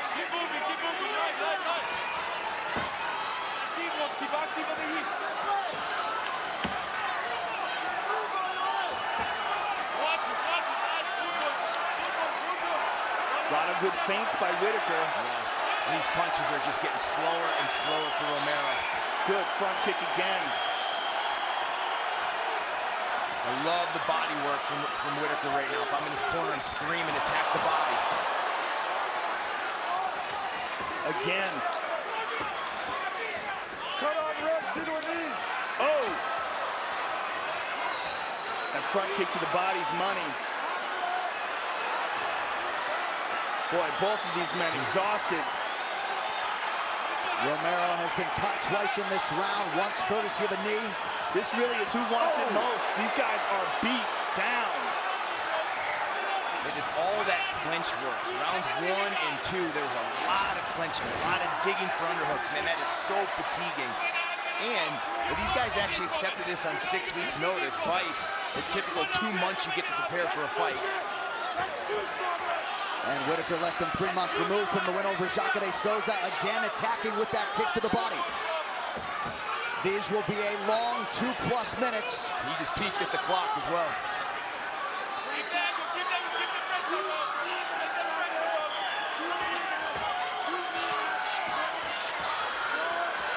Romero on the counter. Once again, Whittaker gets that right hand up. He circles away from that power left of the soldier of God, Yoel Romero. Boy, and there's no head movement. I mean, Romero right now is an easy target to find. It's just cheese for Whittaker. Romero takes a shot so well, though. I mean, he's got an iron chin. The only guy that ever really stunned him in the octagon is Tim Kennedy. Look at this. Huge. Whittaker on top. You just don't know if Romero has the energy to get back to his feet at this point. This could be it right here. If he can keep him down here, and for Romero, it's imperative that he just, whatever he's got in him, he's got to explode and get back up to his feet or try to reverse the position. And he's not even picking his feet up off the mat at this point. Less than a minute to go. You can be sure Whittaker's going to try to stay active here. Elbows to the body. Total strike picture there, round by round. A big fifth thus far for Robert Whittaker. Zero attempt from Romero to get back to his feet right now. Well, if Whittaker could close the round here on the ground, it could be huge for him in what has been a closely contested championship fight. Look at this, stepping over, full mount, lost it, half guard. Oh! One of those opened up a nasty cut. All these in the back of the head, that's why Big John ripped his hand away. Nasty elbows by Whittaker. Romero trying to get to full guard, can't make it. Trying to get back up to his feet. Outstanding groundwork from Whittaker down the stretch. Standing cheer, ladies and gentlemen. Robert Whittaker and Yoel Romero go the distance in this UFC Interim Middleweight Championship fight tonight in Las Vegas. Wow. Both fighters seem to think they have done enough. What do you think, Brian Stan? You know, I feel like Robert Whittaker did enough to win the last 3 rounds. Thought he dropped the first 2, but you know, you just never know. Just like the co-main event. Yeah, I agree with you, and I would like to see the better scoring system in place for these championship fights. But I agree with you. I think Whittaker did enough in the last 3 rounds, and clearly, Yoel Romero conserving his energy. Let's get to the fight replay. Brought to you by Budweiser. This Bud's for you. And this is that front leg side kick. And there's the hook kick. There's a takedown by Romero. Front kick to the body by Whittaker.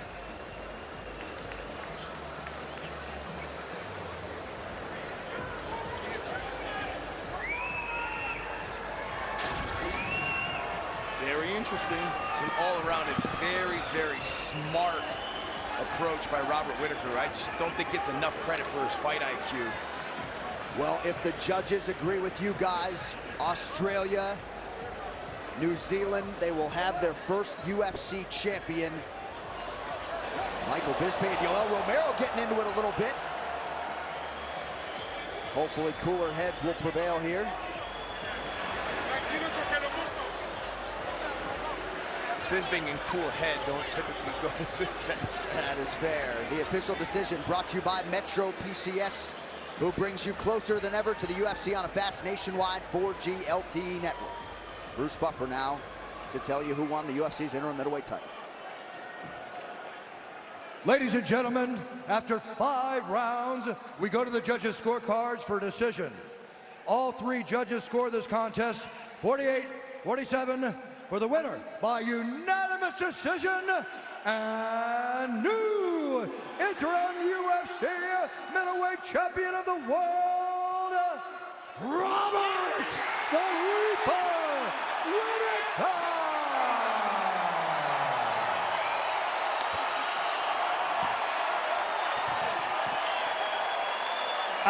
the new interim middleweight champion of the world, Robert Whittaker. First of all, Robert, how does it feel to hear that? Oh my God. That was... Wait, I'm going with this. Okay, where was I?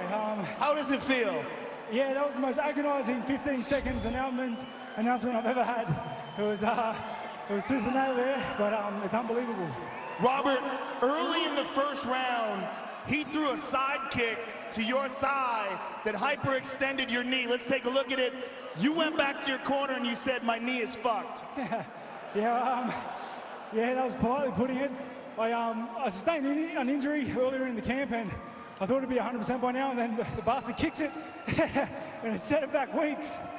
Well, you did a fantastic job of hiding it. We were just noticing a small hitch in your gait, and then you went back to your corner and talked about it, but you never stopped throwing kicks, and you never stopped moving forward. With a guy like Romero, he sees weakness, he'll capitalize on every time he can. I'm surprised he didn't kick it more. It was definitely impacting my game. I was trying to establish a solid jab, and it's hard when your lead leg's bum. Now, was the leg unstable, or was it just hurting? It was unstable. I reckon if he would have got a good one, another one, I would have dropped. It was pretty bad, but you know, champions made of this stuff. Champions are made of that, and you are a champion now, sir. And now, the most important fight will happen now.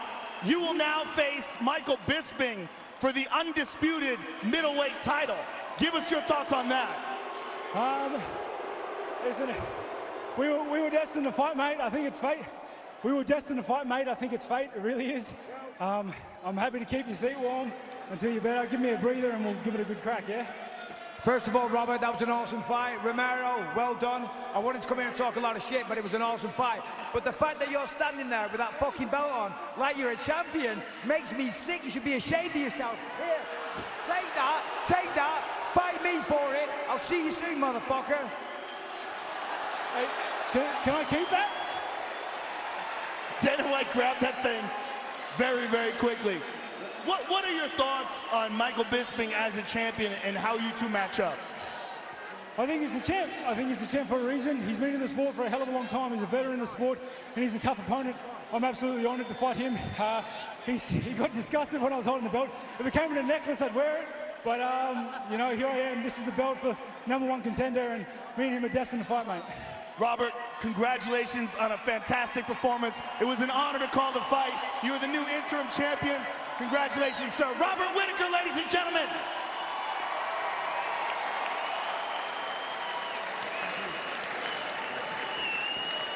I'm here with Yoel Romero. Yoel, give us your thoughts on the fight. Did you think that you had done enough to win the decision? I said, give us your thoughts on the fight. Did you think you did enough to win the decision? Claro, tu pensamiento en la pelea, ¿crees que hiciste suficiente para ganar la decisión? It's a very close fight, Joe. I am honest. It's a very, very close. Si los jueces dijeron que ganó él, pues se la dieron a él. If the judges say that he got it, he got it. But it was a real close fight. Did you realize that you had hurt his knee badly in the first round?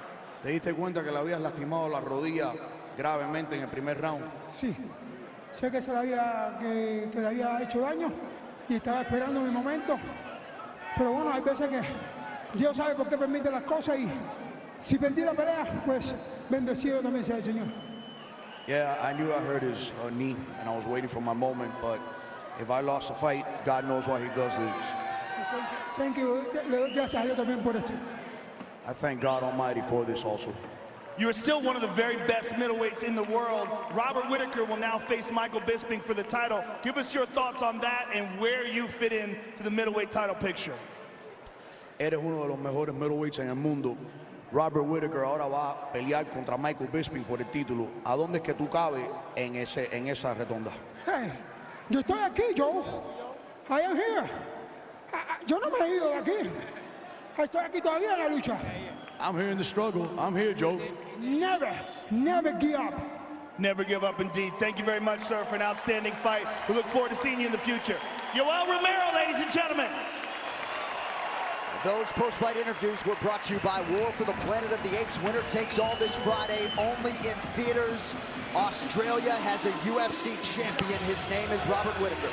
It is absolutely incredible the assault this young man has had on the middleweight division. From Rafael Natal to Derek Brunson to Jacare Souza, now adding Yoel Romero to his list of victims. I am so excited to see him match up with the champion, Michael Bisping. Experience, wisdom, two very intelligent, accurate strikers. Youth versus a real veteran, man, a lot to like in that one. A lot to like. It's a fantastic matchup, and I just love the way Michael Bisping handled the whole belt situation. He is phenomenal at, right away, psychologically attacking his opponents and finding a way to insert some doubt into their mind before they face him. I agree, but I think that Whittaker handled it like a real champion. I think the kid's fantastic. I think what he did tonight was amazing, especially considering damaging his knee so badly in the first round. The judges got it right. Back-to-back, two of the smartest performances by a fighter we've seen in recent memory. His win over Jacare, almost flawless, and here against Romero, after dropping the first 2 rounds, this kid his fight IQ is through the roof. And he's only 26, and he's getting better.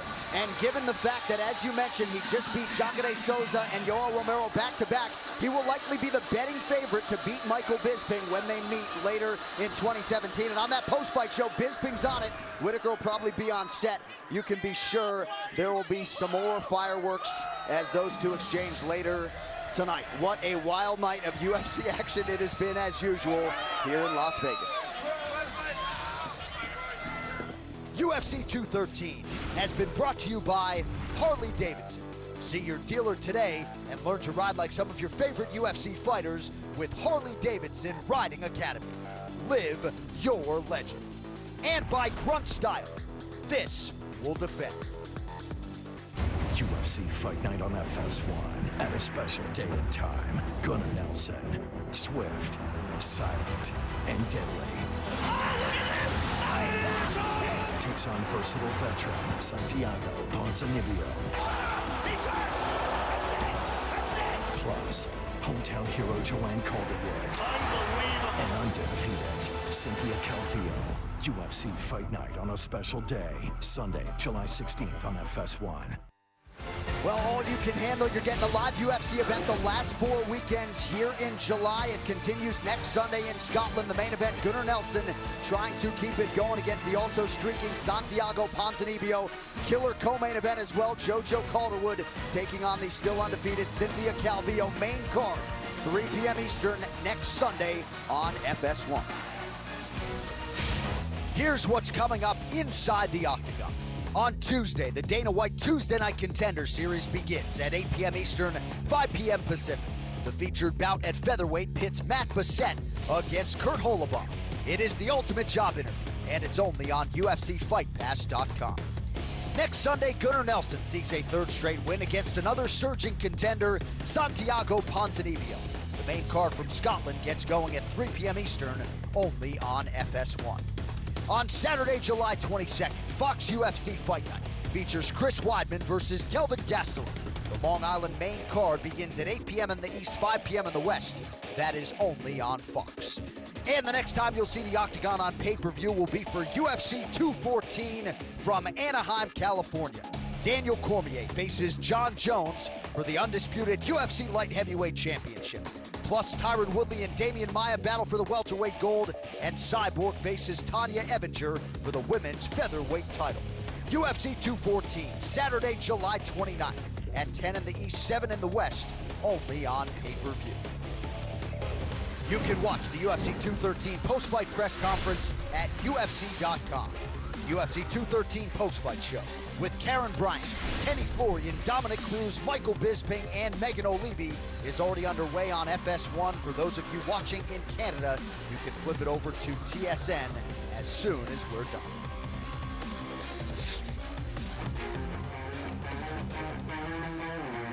Crazy night at the T-Mobile Arena in Las Vegas. The executive producers of the Ultimate Fighting Championship, UFC President Dana White, Ari Emanuel, and Patrick Weitzel. Our Executive Vice President of Operations and Production is Craig Borsari. Our coordinating producer is Zachary Candido. Tonight's show has been produced by the venerable Bruce Connell and directed by Anthony Pasquale Giordano.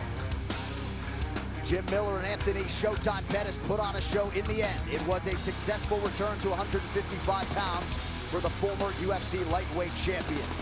That set the stage for Curtis Blades and Daniel Omielanchuk. Grueling heavyweight encounter. Big knee there, of course, by the pole.